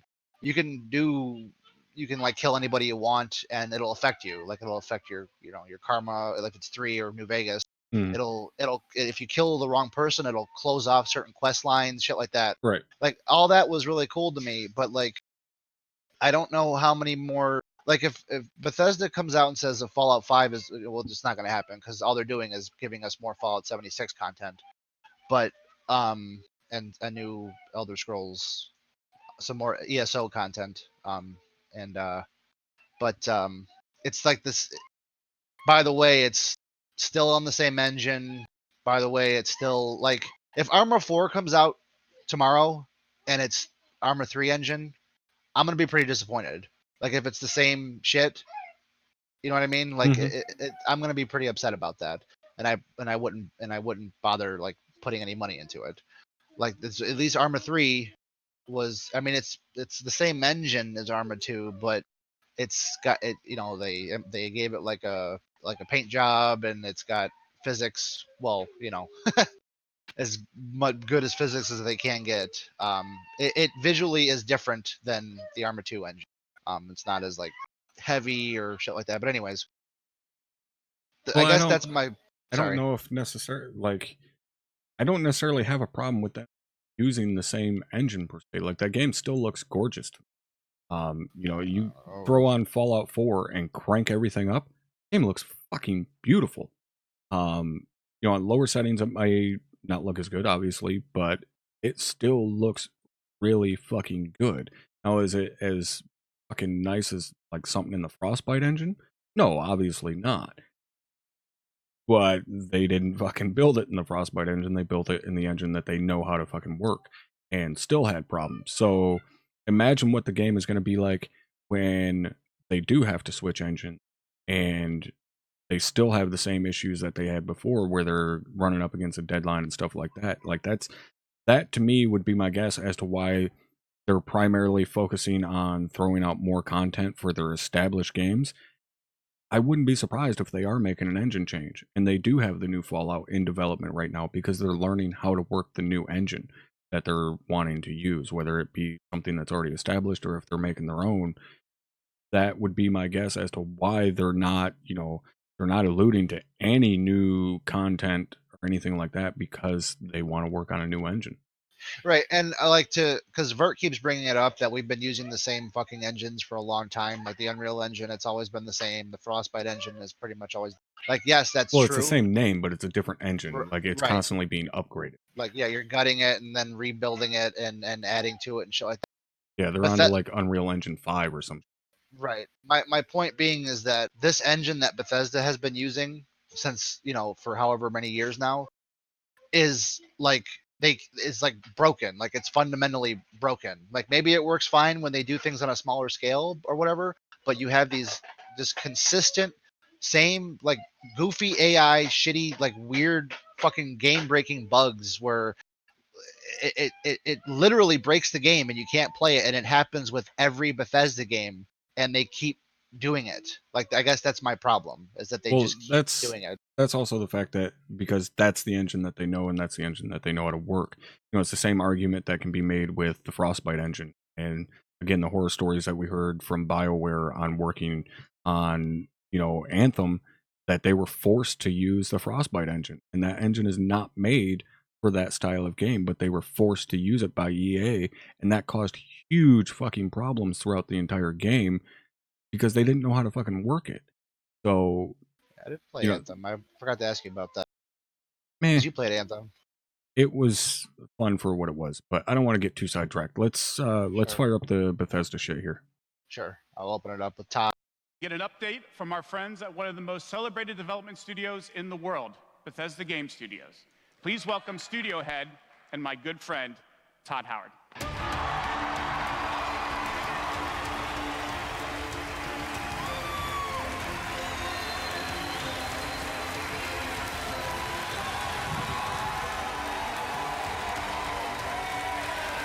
Thank you. Thank you. Great to see everybody. We have had an incredibly exciting year at Bethesda Game Studios. Given some of that excitement, impressed you're still here.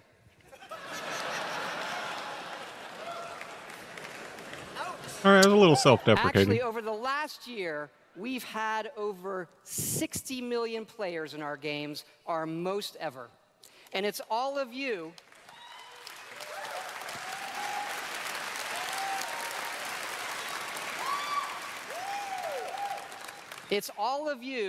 who have made these worlds what they are. Take Fallout 76.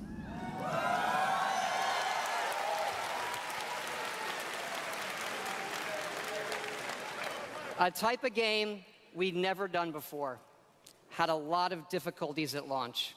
And we got a lot of well-deserved criticism. Okay, let's pause it right there. Right. So obviously he knows that Fallout 76 pissed a lot of people. He's not going to say it that way, obviously, but Right. I mean, he just said, you know, we got a lot of well-deserved criticism. Like, they know the game was fucked up. They know there was problems and so on. And he's, you know, he's, I guess kind of admitting to that, or however you want to say it, but they know that they fucked up. And, you know, he just said it, you know, we got well-deserved criticism. Is he going to come out like most streamers or YouTubers or, you know, most people and say, oh, it was fucking dog shit? No, the guy's the head of the fucking studio. He can't. Like, the fucking board would have his head on a pike within an hour. But he knows that they fucked up, and he said as much. So, I mean, I would say it's not necessarily an apology, because, again, he's the head of the studio. He's not going to come out and say, I'm sorry we fucked up. You know, he's not the fucking head of CD Projekt Red, who's their own independent studio, can say whatever the fuck they want. He's got bosses to answer to. So I like that. Like, I very, very much so like that he's like, yep, we deserved it. All right. Well, I was a little bit worried. Oh, that kid's pissed. Yeah. I was a little bit worried about, well, like him saying like, oh, we've got 60 million people playing our games. Like, what games are we talking about? Are we talking about Fallout 4 or Skyrim? Because it ain't Fallout 76. Fallout 76 I don't even think it cracked like 4 million in sales. Like, I don't know who these 60 million people are, but it ain't for Fallout 76. Well, they have, you know, obviously tons of games, and he said our game. So yeah, it's from every fucking game they have. And, you know, some people could see that as misleading or whatever, but at the end of the day, they're still supporting those games. Like, they still have sales for those games. They still, you know, will patch their other games, their older games here or there, you know, if need be. Like, they still have to ensure functionality for new Windows updates and shit like that. So, I mean, it's not wrong. They had, throughout the year, they had 60 million people that fucking played their game. Fair enough. So if I hit play here, Todd's going to talk for a few minutes, and then he's going to talk about the new Elder Scrolls content, and then they're going to jump back to 76. So I don't know if you want to look at the new Elder Scrolls content, or if you just want to skip ahead to the new 76 content. It's up to you. Can go ahead. But the team kept working on it, and you kept playing it. And through all of that, something amazing has happened. It's thanks to all of you. This game has one of the best online communities we've ever seen. We made a post-apocalyptic survival game where you can do whatever you want, and everybody's nice to each other. They don't go on killing griefing sprees. They leave food and water for the newbies and wave to each other. I don't know about you. This should give us all hope for humanity when the apocalypse does come. Yeah, my hope's not that high. And we have a lot more in store this year for Fallout 76. But first, our latest game, The Elder Scrolls Blades, is in early access. And thanks to all of you, it became our second straight #1 mobile game after Fallout Shelter. Absolutely incredible.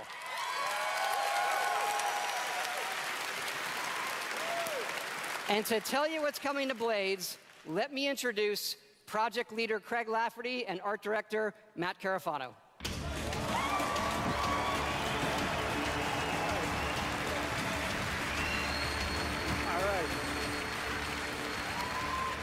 Thanks, Todd. It's great to be here at E3. And thanks again to all of you for making Blades #1. As someone who's worked on the Elder Scrolls for 20 years, it's been incredible to bring this world to your phones in an all-new way. We still love those classic dungeon crawlers, and it's clear you do as well. And whether you're exploring a dungeon or rebuilding your town, it's great to be able to do it wherever you are. Since it's E3... Okay, so that guy on the right there with the magnificent beard, he just said, I've been working on Elder Scrolls for 20 years. 20 years. Now, I guarantee you there are people that will have the argument that oh, it's an Elder Scrolls mobile game, they're just after the money. Again, of course they're after the money. They're a fucking business. They know that mobile is a good way to make fucking money. But this is a guy that is working on that game. This is a guy that has worked on, what the fuck it's called, Blades, so the mobile version of the game. But he has worked on the Elder Scrolls IP for what looks to be close to half of his fucking life. Again, someone would make the argument that they don't care because it's a mobile game just after the money. And while that's where, you know, the higher ups decided, hey, we're going to go mobile because that's where the money is, this guy is tasked with making a fucking game in the mobile platform in the Elder Scrolls universe. And these are the type of people that are on, you know, forums and watching YouTube videos and shit like that.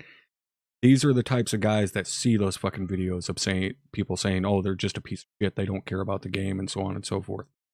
How the fuck would that make you feel if you worked on something for 20 years, not necessarily the same project, but you worked for a company for 20 fucking years, half of your life, and you were to put out a product and people said you don't care just because of what audience that product was targeted at? You don't care because somebody above your fucking pay grade made a decision that you're going to do this job, and you're going to do it because that's your job and that's your passion, is to develop games, and this is what you've been tasked with.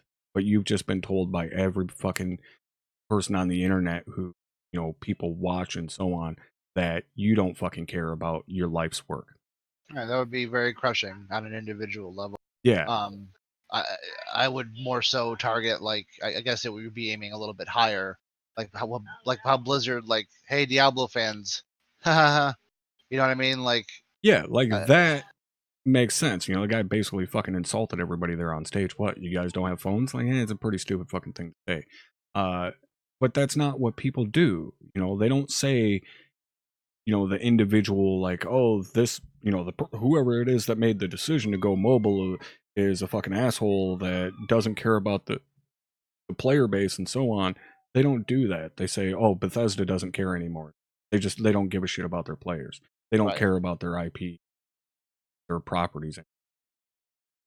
That kind of blanket statement, you know, that's how you end up with all the negativity and the toxicity that, you know, people constantly fucking complain about. Oh, that community is toxic. That community is toxic. By the way, I'll never buy a game from EA because all they care about is loot boxes. Do you realize that you're perpetuating the same fucking shit that you're bitching about? Like, that's about as much hypocrisy as you can possibly get in one fucking statement, dude. All right, another rant over. Go ahead and play. We're releasing our biggest update yet, featuring all new jobs and solo arena battles, an all new custom jewelry system, and a brand new dragon quest line. Yeah. It has even more, but best of all, it's coming out tonight. So, download free tonight and give it a try. And we're also hard at work on our arena mode for this fall that'll feature PvP, your own guilds, and visiting your friends' towns. But most exciting this year, we're also bringing Blades to an all-new platform, Switchblades.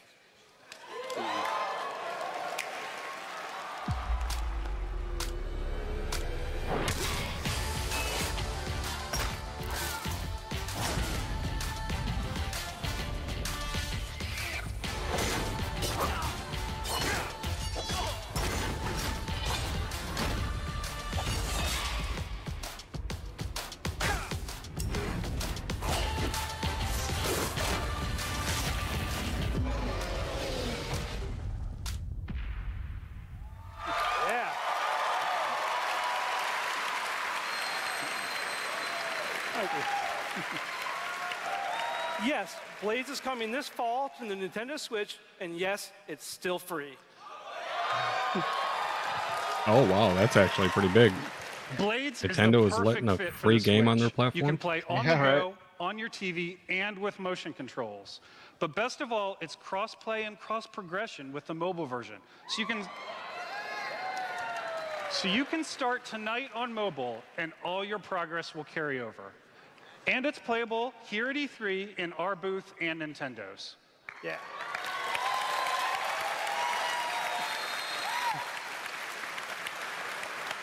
And for those of you playing on mobile, we also have some special rewards for both our Apple and Google players this week. So download tonight and let us know what you think. Thanks again.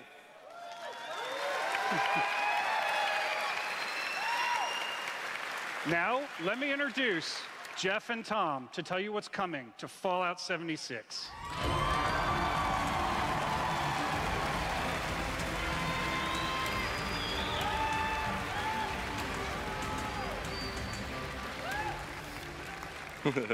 Hi, I'm Project Leader Jeff Gardner. And I'm co-studio director Tom Mustaine. On behalf of everyone Wait, is he related to Dave Mustaine? Studios, we want to thank the millions of you who have played with us, stuck with us, and helped shape the world of Fallout 76. Absolutely. It's incredible what the game has become. I really hope You've that's like told Dave us Mustaine's brother. how much you've loved this year's updates so far, from camp building, legendary weapons, player vending, and of course, the dreaded sheep squatch. We've also been working on our biggest update yet. It's called Wastelanders, and it will fundamentally change the game. It's been some time since Vault 76 opened its door. And we all discovered that Appalachia isn't quite what it used to be. We encountered a lot of things. Well, they actually say Appalachia fucking correctly. I don't think any of us expected for people to actually come back. Are you from that vault? Can you help us? We've traveled pretty far. Heard there's hope here in Appalachia. Folk rebuilding, fighting back. We'll fight too, right by your side.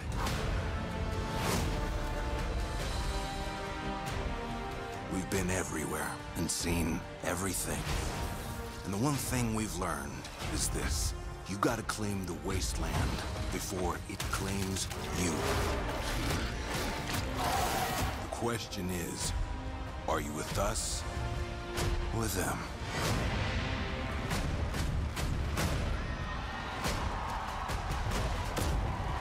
Okay, fucking wind it back to that screen there where it talked about the changes that were being made. And the one thing we've learned is this. You gotta claim the wasteland before it claims you. The question is, are you with us or with them? Okay, so let's see. First thing, human NPCs return. All right.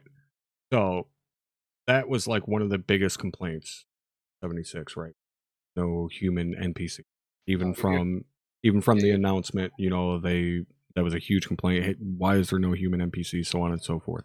You're doing like holodeck tapes and Right. you're talking to robots and shit like that.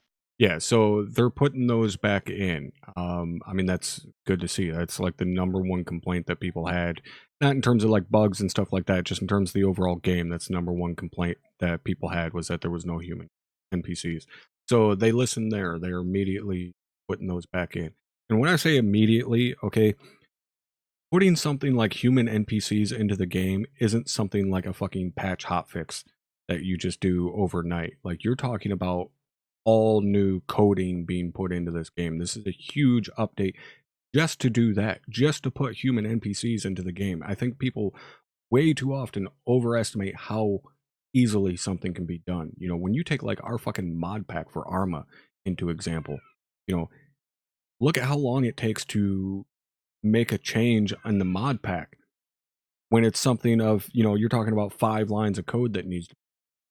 This, you're probably talking about thousands upon thousands of lines of code that has to be changed to put these NPCs into the fucking game. And that's number one thing on their list. Like, hey, we're putting it into the game. New main quests, and no new content there. Choice and consequences, another big thing that people have always loved about the Fallout series. Make a certain choice, it's going to have a consequence over here. Fucking butterfly flaps its wings, you get a tsunami. New weapons and gear, which is kind of a given. But that one right at the very top, you know, an NPC, they are listening despite, you know, other failings, other mistakes that they've made, so on and so forth. You can't say that they're not listening, they don't care, so on and so forth. Boom, right there. The number one fucking problem that people had is being addressed. So they are working on it, and that actually makes me happy. I don't play Fallout 76. I don't ever plan on playing 76. But the fact that they are working on, like they're sticking with it, like that to me is good. I like that. Yeah, well, and to be fair, like what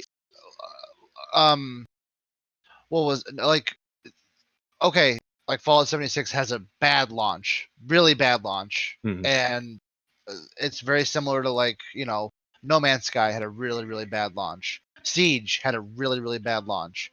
But No Man's Sky over time, at least my understanding is it's a much better experience than it used to be. Like, a lot of people really enjoy No Man's Sky now. Yeah. A lot of people, including myself, really enjoy Siege now. Like, yes, it was fucking bad when it came out, but they got it. They listened. They stuck it out. They didn't abandon it. They made it better. I'm not saying that this can't happen, but it's just like the year that they had last year was just like, oh, it was absolutely bad. Yeah, it can't get any worse. Like, every time you think it can't get any worse, it got worse. And you know, maybe this is the year that they rebound and, you know, patch it all together and make it good again, or make it, you know, good and make it enjoyable. They're doing a lot of positive things. Well, that's the thing to me is, the problem with Bethesda isn't necessarily the game itself, because yeah, obviously the game had issues, and obviously they're working on it and trying to improve it and so on. Fucking every game has issues, they're patching it, so on, whatever. To me, more so the problem is the shady business practices. That's a problem, because that's not something that, you know, they're trying to improve. If anything, they've gotten worse as time has gone on. You know, they're not backing down, they're leaning in further. Like, they're doubling down instead yeah, of exactly. like, yeah. So Right. that's more of a problem to me. All right, so Fallout 76, I mean, I guess, again, at the end of the day, it's not something that I play. It's not something that I ever plan on playing. It's just not really up my alley, per se. But like I said, I am glad that they're working on it and trying to improve it. I just, you know, again, I'll never understand the concept of, no, just let it die, or, you know, don't ever make another game again. It doesn't make it. Sure. So what do we have after Fallout 76? Well, on a positive note, like, well, just two last things, that because obviously we don't have time to do the rest of this video, but they're doing a battle royale mode that's available now. I know you don't give a shit about battle royale. I don't particularly either. If there's a good one like Apex, I liked and shit like that, but and there's a roadmap for this year and for next year. So for like, there's a roadmap of everything that they're going to be doing for the next 2 years for Fallout 76. So they have a goal, they have a plan, and for the next, I think, 4 days or 3 days, you can play Fallout 76 for free. So, like, if anybody, I might dip my toe in just to see what it's like now. But yeah, you're allowed. You can play it for free for the next few days and check it out and see if it's better than it was, or see if it's playable. But that's really fucking smart on their side. You know, like, hey, we just made fucking announcement at E3. Like, we're adding all this new stuff and so on. We're working on it. You know, hey, let's make it free for a couple days so people check it out and see if it's something they want. For me, like, okay, we can be optimistic, but I'm very cautious. I have a very bad taste in my mouth from Bethesda, and I'm hoping that, you know, maybe they can fix it. Who knows? Yeah. I don't know, really. I mean, this. I guess we could, if you want to jump over to your baby. Well, is that all we got? Was Bethesda and fucking Ubisoft? There was more. Nintendo did a conference, but I didn't catch a whole lot of it. There's like a I don't play any Nintendo games. Yeah, Super Mario Maker 2. Brewer, I'm telling you, if you want to fuck with your kids when she gets older, buy a Switch and buy Super Mario Maker and just make levels that will piss her off and stump her for hours. And there you go. You're good. Just give her a fucking really hard level and see you later. I mean, I could do that with fucking Sega and just go back and put in Ghouls and Goblins and say, there you go, try and beat it. I mean, I can do that now, you know. I've streamed Ghouls and Goblins, or is it Ghosts and Goblins or Ghouls and Goblins? Yeah, whatever. I've streamed Ghosts and Goblins, and let me tell you, man, I spent 3 hours and couldn't get past level 2. Like, that game and Altered Beast are the two games of fuck you from yesteryear. Like, motherfuckers think that, like, Dark Souls 3 is difficult. Yeah, go play fucking Ghosts and Goblins, all right? Ghosts and Goblins is brutal. It's like anything Capcom and Mega Man, like they were just brutal, man. I'm trying to think. EA did a thing. But prior... Yeah, EA showed us some gameplay of the new Star Wars game, which I am looking forward to. I'm going to be playing that. It is a single player game. I guess it's going to be technically an RPG, as there is going to be like skill trees and stuff like that. I mean, it looked good. It looks very much so like Assassin's Creed, very similar movement and stuff. You know, so it's kind of like Assassin's Creed set in the Star Wars universe, minus all the assassin part. You know, you're just running around with a lightsaber. But from what I've seen of the gameplay video, it looks pretty. I know some people were kind of upset that it's not open world. It's more linear, semi. Like, I liken it very much so to Tomb Raider, in the sense that it has the illusion of open world, but it is fairly linear, and I'm okay with that, especially for a single player game that, you know, is story based. I'm a little somewhat burned out on open world games, not because of, like Drum was saying the other night, like most open world games don't have any sense of urgency. Fallout 4 being a big example of that, but it's more so there's just too much to do. I don't always want to play a game for 80 hours. Sometimes I just want to play a game for fucking 12 hours and be done with it. You know? I hear you. So yeah, I'm not too upset with it being semi-linear. It looks good. Like I said, I'm gonna end up picking it up. I'm gonna end up playing it. It's a single player, story-driven fucking Star Wars game. So I'm gonna be. That was the only thing that EA really announced that I really gave a shit about. I know they showed the new sports titles and shit and some new stuff with Sims, but I don't really play any of those. Madden I might end up dicking around with a little bit here and there, but I don't play any of that stuff very seriously. Right. Bethesda announced Doom, but it's another Doom game. I'm excited. You know, it's the same. Doom 2016 was phenomenal. Yeah, it's just a continuation of that story. As far as I'm aware, it's just a direct continuation. Like, you pick up right where the last one ended.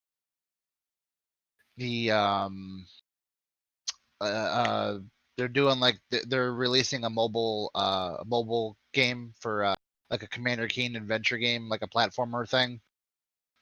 So that's why Commander Keen is on sale for 90 cents, because they're trying to. Because if you're younger than like me, you don't know what the fuck Commander Keen is, and they had to reintroduce that character to the world, so they did it at E3. Other than Cyberpunk, nothing really jumps out at me. Like, Ubisoft impressed me, and I wanted to talk about Bethesda pretty much and what they're doing. All right, well, let's tear into it. Fucking take a look at some Cyberpunk. Let me get the link. And I will say, supposedly there is a Cyberpunk demo out there. I don't know if it was at E3, and guys are just under NDA, so they can't, you know, talk or show anything of it yet. But supposedly there is a Cyberpunk demo out there that is, you know, playable and so on, that people have seen apparently. But you know, my guess is it had to have been at E3. Guys are just under an NDA right now, so they can't talk about it. We also need to talk about Halo. Okay. So let's get into Cyberpunk. We talked about this quite a bit last year. for E3, but let's get into what they showed us this year.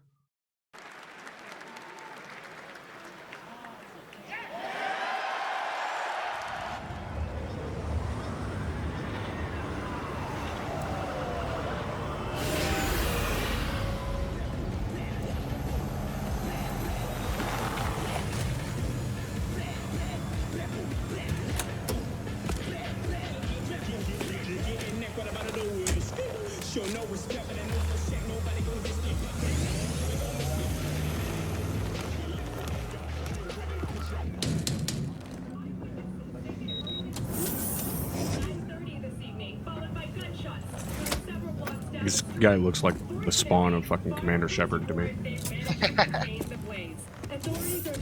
My man, you made it. You blowing up all over the news. Are you alone? I just want the money. You got the chip? All right, start her up, Bug. Why don't you go to the bathroom, wash up, we gonna be with you in a minute. Oh, come on, man. Your neck, it's a mess. While hotel security has yet to comment, we do know the suspect seems to have fled the scene.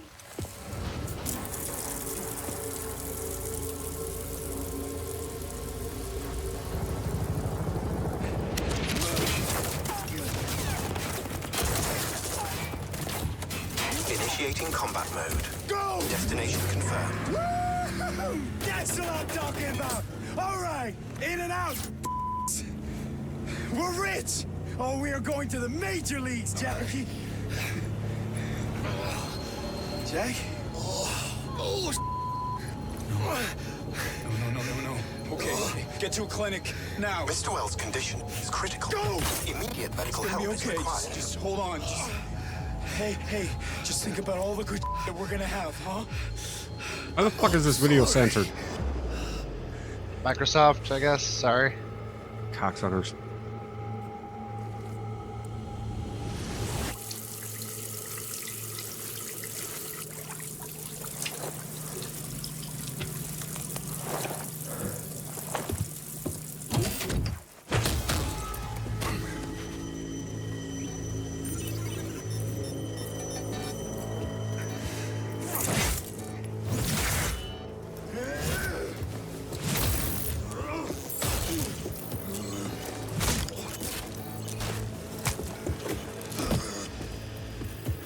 Take the chip decks. Every corporal cop in this city is gonna be blasting down these doors after what you and your psycho friend did. We didn't need all this tension, damn it.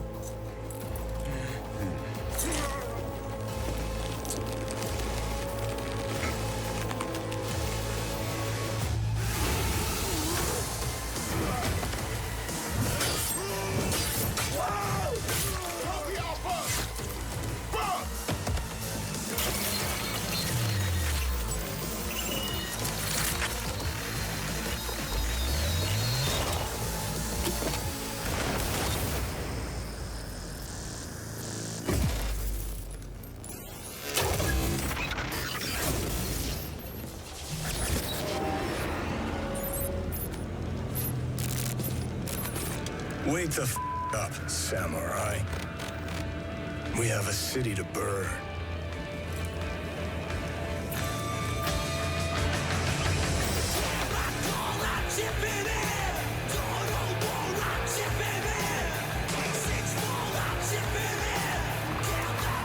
He's like Jesus.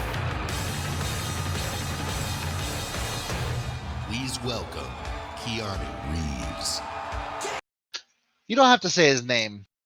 Yeah, Like, I think everybody knows who he is at this point. Keanu is one of those people where you don't have to say his name. And also, I saw a meme that was like, that's not a fog machine. He just always has a trail of smoke behind him, always. Yeah. All right.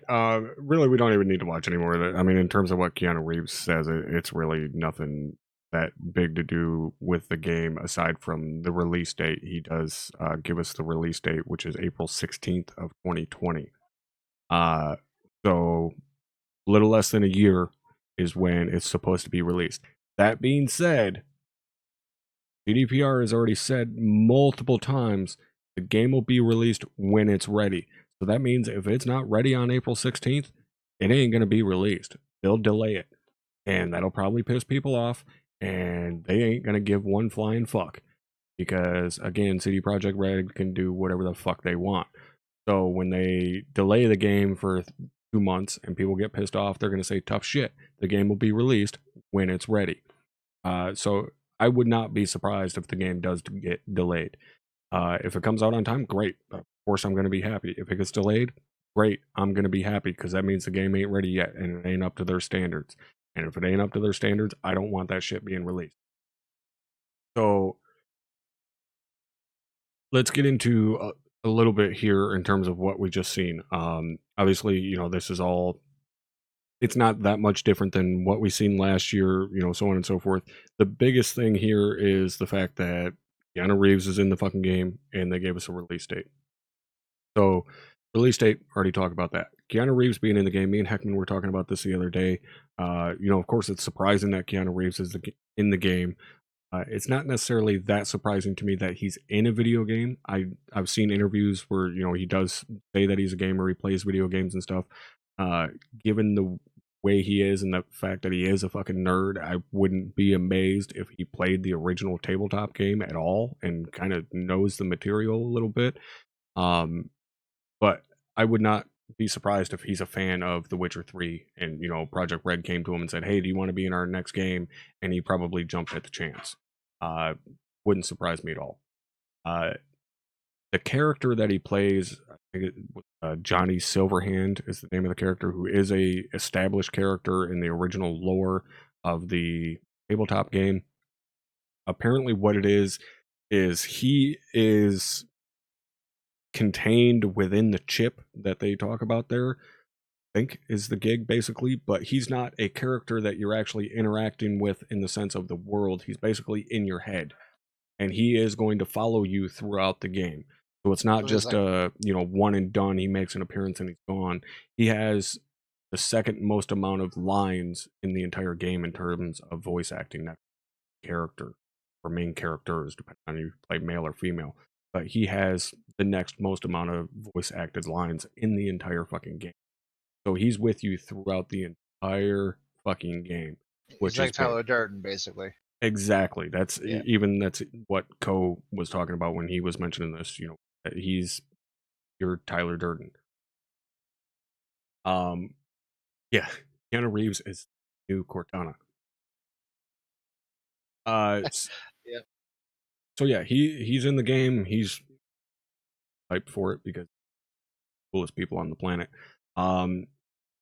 Does that make any difference for you, Loster, on whether or not you're gonna end up playing it? I already know your wife's gonna end up playing it because you and her gushed about it for like an hour. Well, I was on board when you showed me that last year. When I was on board like then, and like, I'll be honest with you, the aesthetic that this game presents to me, like I told you, I'm not a big RPG guy. However, I have quite a few hours in Shadowrun, which is very much in the same like vein as Cyberpunk. You know, it's steampunk, fucking futuristic. You know, a lot of like sci-fi, a lot of cool lingo. Like same thing with like Altered Carbon. You know, that's right up there too. Yeah, I loved Altered Carbon. You know, and it's just I will play it. I will 100% play it. Whether or not I can stick with it is more so an issue with me being able to grind out 60, 70 hours in an RPG. Like that's difficult for me to commit to that. Right.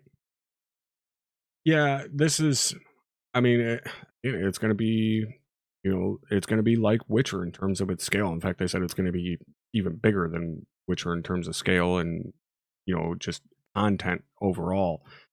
So it is going to be one of those where you're not going to sit down and beat this game overnight. You're talking, they're saying 100+ hours just involved in the main storyline. So, meaning if you just went from main quest to main quest and didn't do any side shit. Mm-hmm. Oh wow! See, that's really difficult for me to like. I guess it's just hard for me to like. I wouldn't feel like I'm making any progress because it's all you're making little progress. You know, you're making little tiny advances over a long period of time. Well, you also have to figure too, like when they make those statements like that, 80 hours, 100 hours, so on and so forth, they're talking all of the available dialogue and the interactions that you have, all of the travel time, not talking about fast travels and things like that. Like they're talking longest possible amount of time spent to complete that is going to be 100 hours, 80 hours, or whatever time frame they're talking about. As to where a vast majority of people, when they play fucking RPGs, they read faster than the person that is talking. So they'll read through it and then skip, and read through it and skip, or just, skip quickly until they get to where they have to make a decision, and then they'll read that fucking sentence and make a decision based off of that one fucking sentence. Right. They don't sit there for 15 minutes talking to someone. Right. And I'm not one to skip. I don't skip cutscenes, and I don't skip I'll read ahead. Like I'll read because I can read it faster than they can. So I really don't need to hear them say the whole thing. But that's about as much as I'll rush. Like I'm not impatient. It's hard for me to stay invested, I guess, in it for that long. Mm-hmm. To play a game for weeks and weeks, and because I work 60, 70 hours a week. So what time I do have, it's like, okay, well, I guess I'm just going to keep playing Cyberpunk until I beat it. And it's like, no, I'm not going to do that because I want to play Siege. I want to play Prison Architect. I want to play, you know what I mean? Other games. Right. Yeah, it's one of those, like, it definitely takes a commitment, but it's also one of those, like, I guess you wouldn't want to go into this game expecting to, complete it in a week. Like, this is something that, like, for someone like you, this takes months to complete a game like this, and it's months of sitting down for 2-3 hours at a time and completing it. And you have to make that decision of, are you willing to put in that amount of time to finally get to the end of the fucking story, or do you figure you're going to lose interest after 2 weeks and not care anymore because it's just taking too long? Right. Oh boy, Kerr brought up speedruns. I'm not even going to get into that. Yeah. That's a whole nother half hour of me gushing over speedruns. I love speedruns. I like them purely because of the amount of mastery that they show in a game. Like watching like the fucking Super Mario Brothers fucking speedruns and stuff like that. Like I enjoy that purely because it's pure mastery of the game and memorization of what it's doing. You can't do a speed run without knowing that game forwards and backwards. So you can't just hop into a game and skip everything and just rip through a speed run. Like you have to play it normal a lot before you can start doing it faster and faster and faster and faster. Yeah, and that's the thing. Like watching somebody beat like Super Mario Brothers, the first one. I think the fastest time is like 4 minutes and like like I 17 don't know. seconds. It's stupid quick. And it's like, wow, I can't, because like that's a game that I grew up playing, and I cannot fathom like being able to just you're talking about thousands of restarts. Oh yeah. To just like get every jump per pixel perfect. Like that's I love it. It's like a science to me. It's art. It's beautiful. It's like, I don't know. That's just what it is for me, I guess. It's artistic almost. Mm-hmm. But anyways, that's a segue. I know that we're running out of time here. I mean, we're not running out of time. I mean, I've got all the fucking time in the world. Maybe you're running out of time. I thought you had to do a thing. That's why we. No, I was just saying I didn't want to start any later than 8 because I didn't want to be talking until fucking midnight. Oh, well, shit. So in terms of Cyberpunk, I mean, obviously a lot of people are excited for it. I'm obviously very excited for it. I'm going to be playing it. I know, some people it may not be their jam, but I'm definitely fucking ready for it.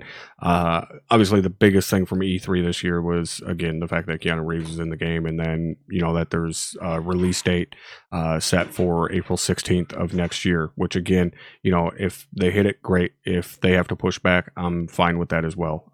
CD Projekt Red is probably my most loved studio at this point, not just because of Witcher 3 and how good Witcher 3 was, just kind of their mindset and the way that they handle things, the way that they talked in interviews and so on and so forth, just kind of their overall attitude and being incredibly pro-consumer. I love those guys. I'm not going to say they can do no wrong, because that's not really possible. Everybody can fuck up and do something that, that in my eyes isn't right. But that being said, there's that sense of I've already bought in. Like I'm gonna buy this game pretty much no matter what at this point. So now it's just a matter of sitting on my hands and waiting. Right.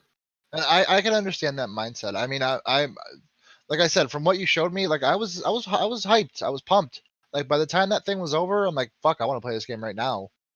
It's just a matter of being able to, like I said, sit like from start to finish, like actually finish it, I guess is a problem. It's the same thing with Fallout 4. I think I'll get like maybe 10 hours into Fallout 4, maybe 10, 15. And like that's when like the story starts really grabbing you, and when you start learning about what happened to you, and when you were frozen and everything, where happened to your son and all that other shit. And it's like I just can't. I lose interest, like really. It goes from like 10 to like 0. And I can't explain it, but the same thing happens to me with every like Bethesda game, every type of RPG. I think I have Mass Effect 2. I have Mass Effect 1 and 2. I own them. I've never played 2, and I know 2 is a really good game. God, yes, it's got one of the best stories of any game I've ever played. Yeah, I just can't. I don't know. It's too long, I guess. Carolina was. Oh shit! Actually, I missed a donation from Yogi. 5 spot. Thank you very much, Yogi. Said the mic was fading out. Hopefully, you guys aren't having that problem. I don't know. That's the first I've ever heard of it. And Carolina, I have no idea in terms of multiplayer for Cyberpunk. I haven't heard anything in terms of them having multiplayer in Cyberpunk, so I have no idea. And yes, like Heckman said, it's okay to buy a game on faith. CD Projekt Red has definitely earned some faith from me, like, anyways. Like I'm no stranger to doing that, to buying games on faith. I'll tell you right now, I couldn't have been more excited for SimCity. Like I couldn't. I was the #1 hype man for SimCity. Like I honestly was. Like I was so. I didn't give a shit. I bought it. I pre-ordered it. I paid like $70. I bought like the special version. Like I was so excited for that game. And it wasn't very good, but at the same time, I understand that mindset of like purchasing on faith. Like I'm on board with something like that. Like if I was as into CD Projekt Red and shit like that as you are, I would be right there with you. Now, based on what you showed me, I am convinced that this is probably going to be a really good game. And even if I only get like 10, 15 hours out of it, I'll enjoy that time. That's that's one of those two. Like you're gonna end up playing it whether you buy it for yourself or not, because you're gonna end up buying it for the wife. So you don't really have a choice. You're buying the game. You don't have a choice. I don't appreciate Vert bashing me for playing The Sims. All right, Sims 2 with all the expansions is some of the most fun I've ever had. I will say, like, that's the one, I guess, kind of disappointment I have from E3 this year, is that EA didn't even mention anything about the CNC remaster. Those of you guys in chat know that I'm a huge CNC fan. Loster is as well. We have both spent a ton of time playing Command & Conquer, and they are remastering those, and I've talked about that multiple times on the stream. I'm not going to go over that again, but I am a little upset that they didn't mention it at all, because it is supposed to be releasing this year. If I'm not misremembering, it's supposed to be dropped this year. So that kind of sucks that they didn't mention or show anything. But then again, I mean, I guess there's not really much to show other than here's Command & Conquer in 4K. I mean, that's pretty much it, because as far as I'm aware, they're not adding any content. There's no new expansion or anything like that. It's literally just them bringing it up to higher resolution, and that's it. Now, the other thing from E3 that I'm excited about is the new Halo.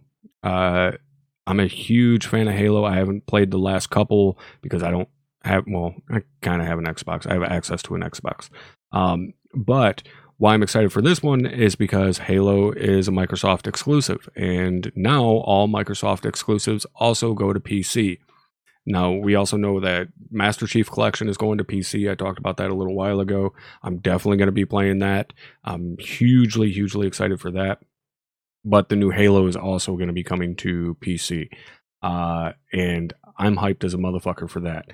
I did see the, I guess, story and some of the gameplay from the last one. Seen what's going on with Cortana and all of that, which I wasn't exactly happy with. It was kind of a fucking Terminator Genesis moment for me, where it's like, you turn the ultimate good guy into the ultimate bad guy. Go fuck yourselves. I hate your face now. But I'm eager to see what happens in the new one. What's going to happen with Cortana. Again, you're playing as Master Chief. You don't have Cortana in your ear. And I mean, I don't care who you are. That's one of the strongest relationships ever written in any form of media, whether it be TV shows, movies, video games, whatever. That Master Chief Cortana relationship is incredibly strong, incredibly powerful. Some of the dialogue that those two people have read into a microphone is powerful shit, man. So I'm excited to see where that's going to go, and I finally get to enjoy it firsthand thanks to it coming to PC. So Loster, can you pull that up real quick? The Halo trailer, I guess you can call it. It's called Find Hope, I think. Yes. I hate Cortana. I disabled it on my PC. Yeah, it's also disabled on my PC, but that's mostly because it's a resource hog. I love her voice. I just hate the resources that it uses.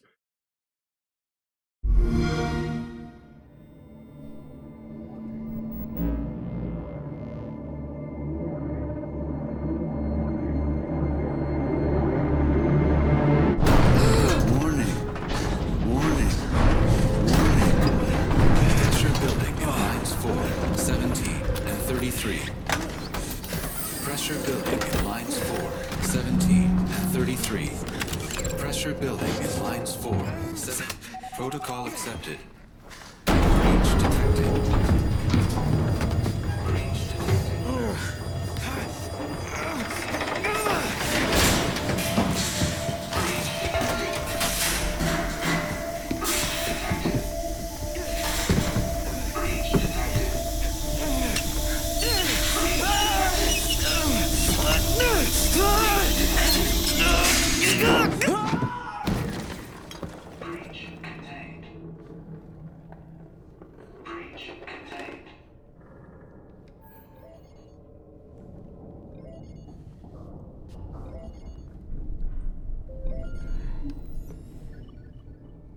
Daddy's listening. Can you say hi? Hi. And how big are you? How big are you? Can you tell Daddy how big you are? Are you so big? So big. And can you sing? Good singing. How about I miss you? Miss you. And I love you. I love you. The hologram is fucking creepy. I love you. Sure is, man. And I can't wait to see you. Can you say see you? See you. Good, and bye-bye. Bye-bye. That kid's voice like fucking breaks my heart. I'm a goddamn softy now.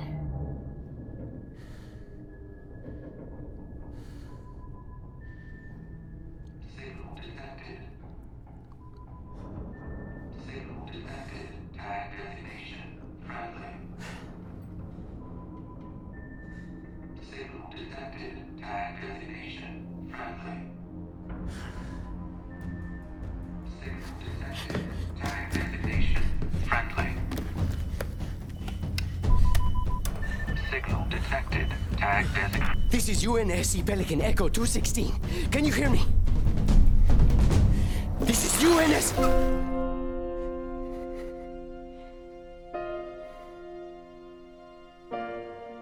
I've watched this trailer like 10 times. Every time he shows up on the screen, I get chills. Really? Yeah.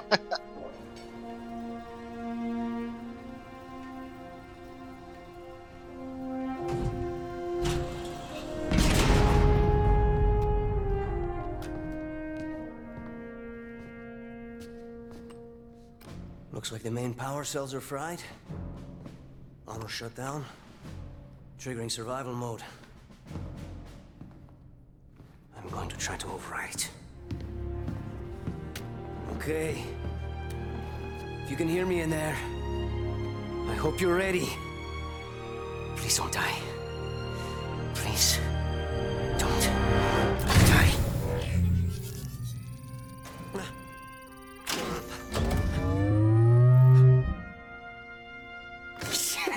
Yes! Yes! Yes! We're going home! Oh, welcome back, Chief. I rerouted what little power I had into your suit. Looks like there's a problem with the servos in your hands. Stay calm. You've been out there a while. I know I saw something in here to check your armor's diagnostics. Oh, that breaks my heart too. AI not detected. Cortana, huh? Whoa, easy there, big guy. You're not... Status report. Status report? What? There's something you need to see, Chief.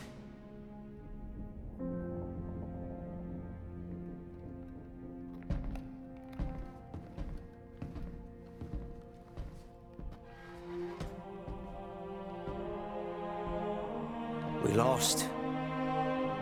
Lost everything. There's nothing left for us here. I don't think we're here is. No. Not then. Not again. We need to run. No. We need to fight. Get ready.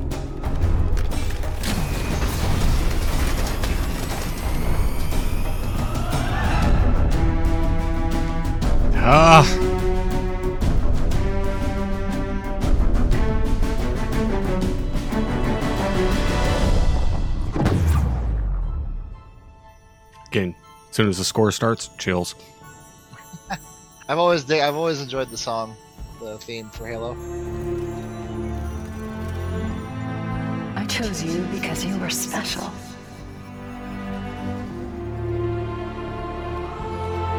I knew we would be perfect together. And I was right.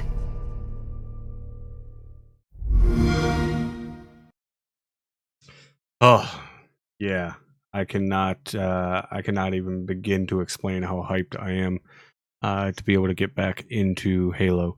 I mean, I was lucky enough. Obviously, I was playing games when Halo first came out. I've been lucky enough to enjoy the experience of having, 4 Xboxes in one house all fucking land together with 4 TVs and 16 people spread throughout my brother's little tiny fucking 1-bedroom house, people crammed in the basement and shit, and everybody playing and waiting in line at GameStop to get the second and the third ones when they came out and shit. So I really got to enjoy what was the prime of Halo's time. So it's been with me for a long time.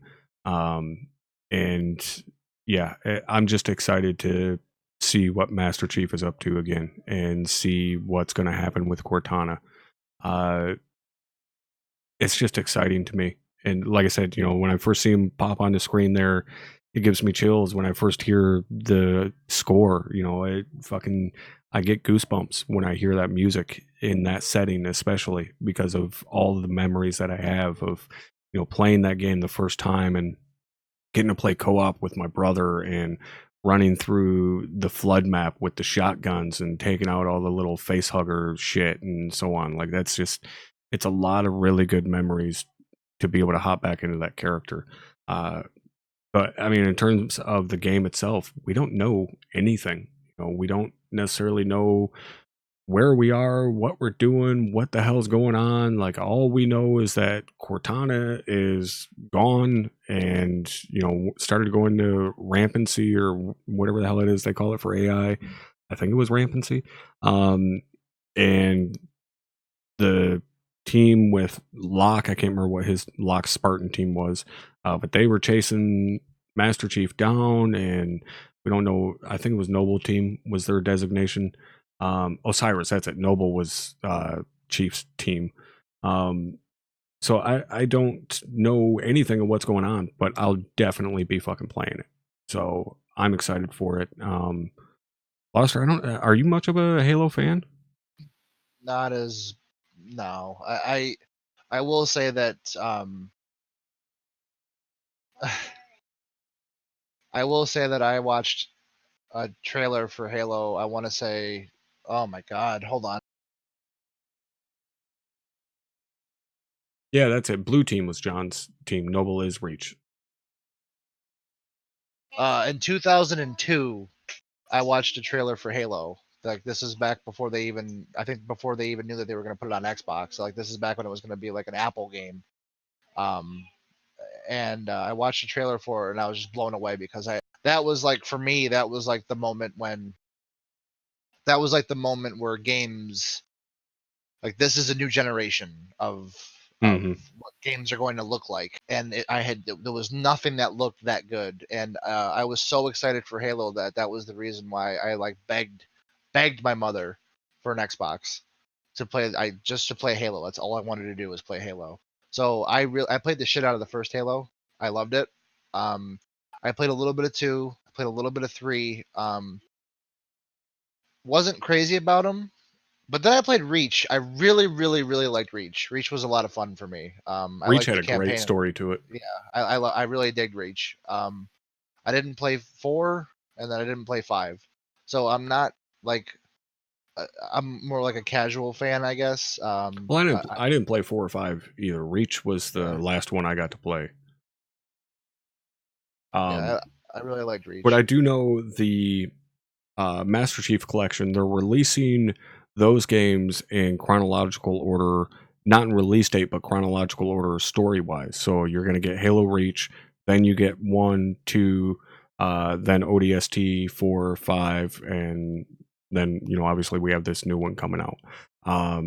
So that's pretty cool to me that they're doing it, you know, in order of the story. So for those people that haven't played it, you know, haven't really gotten into Halo all that much, or, you know, maybe they're semi-confused on how the story goes and so on and so forth, they can now play Halo in the correct timeline, basically, and obviously with upscale graphics and all of that stuff, which is pretty cool. So I'm stoked for both Reach for MCC and this. And this is coming out, they said holidays 2020. So we have a full year, basically, you know, fucking 9 months or whatever. November or whatever. Yeah, September, November, somewhere in there. We'll probably end up seeing this. So holiday season of next year, we'll get a Halo Infinite. So that I'm pretty goddamn hyped for.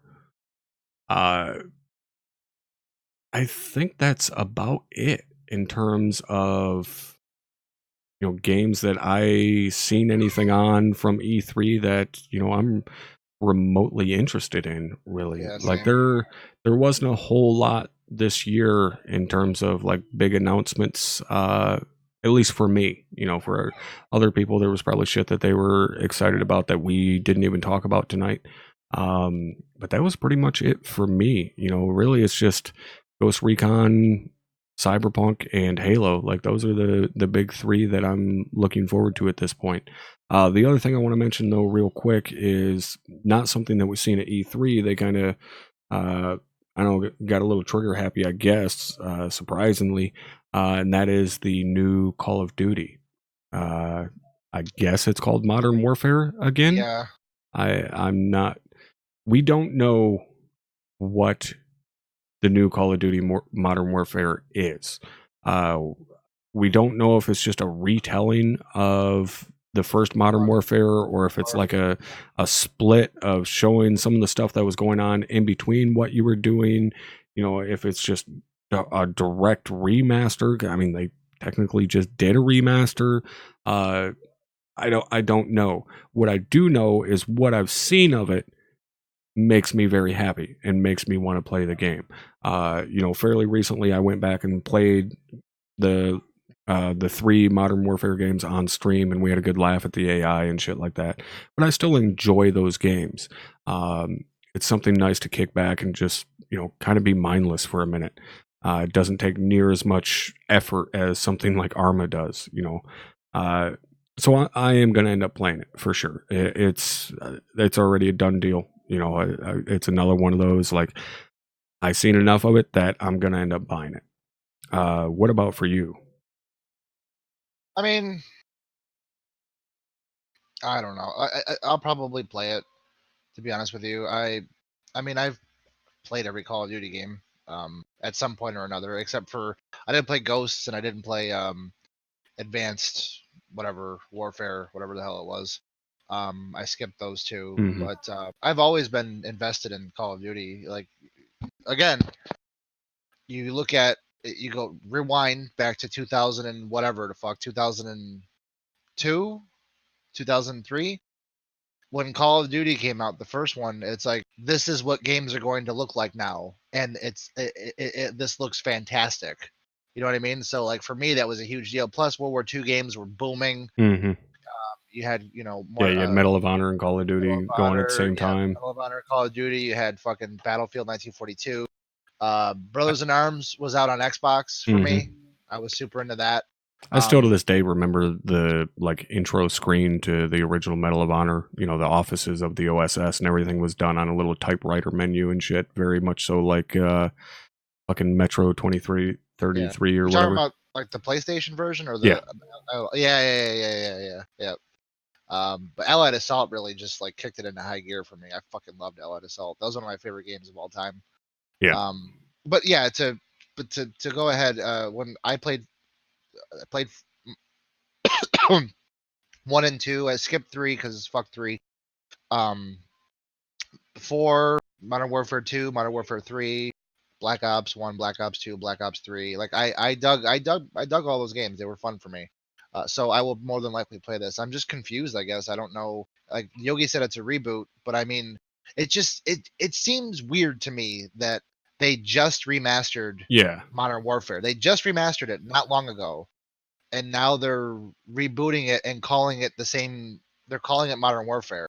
Yeah, it is very weird to me, and that's where I'm kind of confused because I don't, like you said, I mean, they just remastered it, but at the same time, it can't really be too alternate of a story because they show scenes from the original in the trailer that they showed us. They showed us the nuke going off and stuff like that. So I'm interested to learn more, but I'll definitely be playing it. I've played, I think I've played every single Call of Duty bar Advanced Warfare or whatever the fuck it was called, the super futuristic one.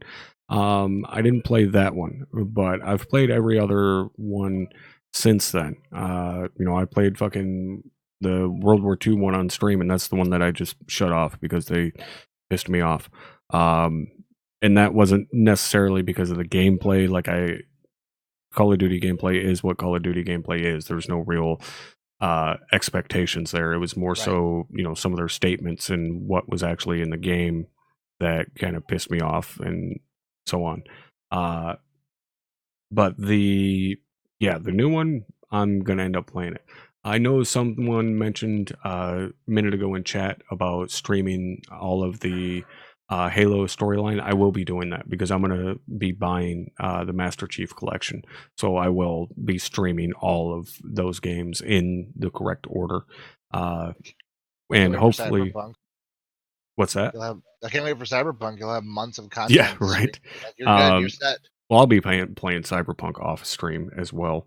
But yeah, I'll be streaming all of Halo, and I don't know how exactly they're going to handle the co-op for that because parts of Halo are only 2-player co-op, some parts are 4-player co-op, and so on. So I don't know exactly how they're going to handle that.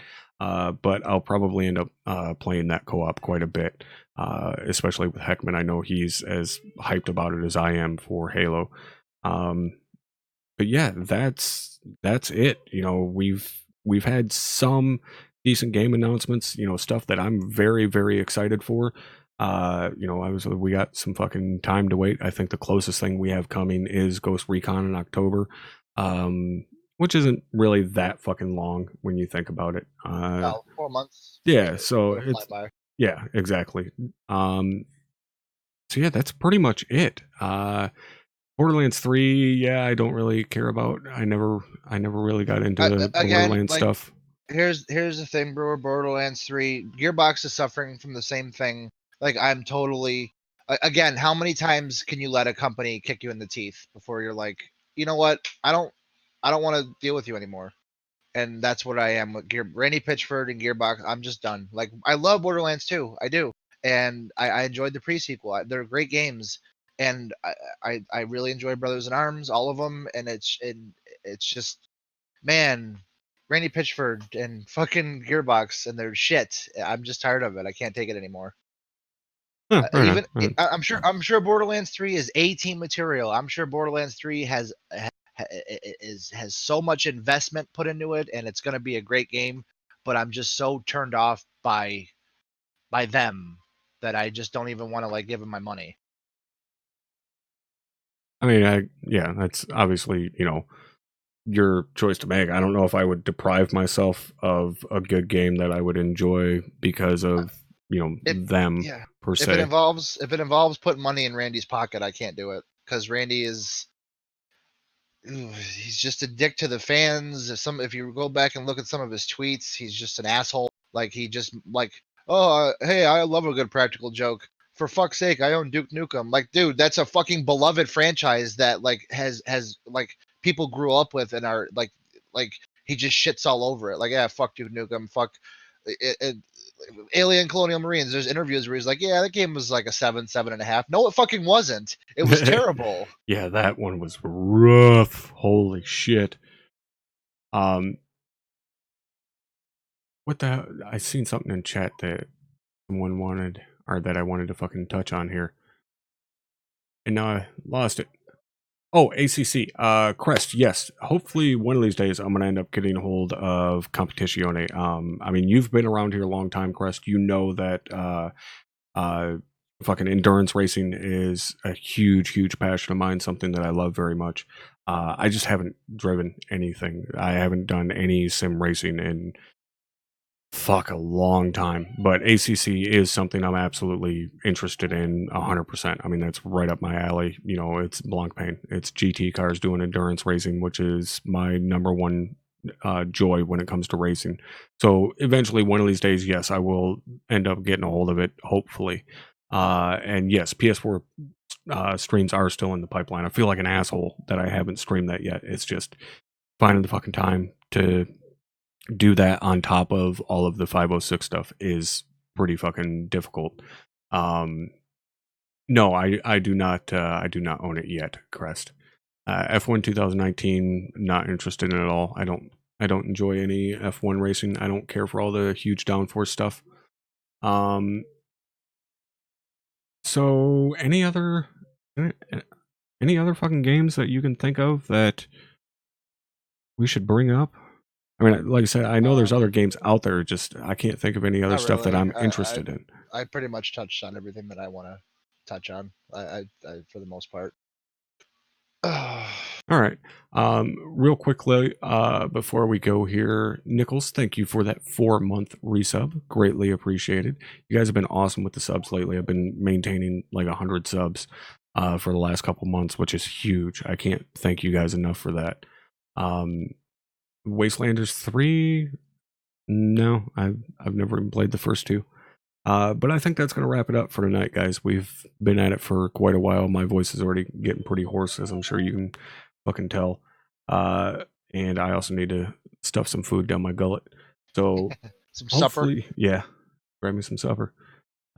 So hopefully you guys have enjoyed this kind of return to the Wargames podcast for a special event to cover the E3 stuff that we're interested in anyways. And yeah, thank you guys for coming by, hanging out, and hopefully you enjoyed it.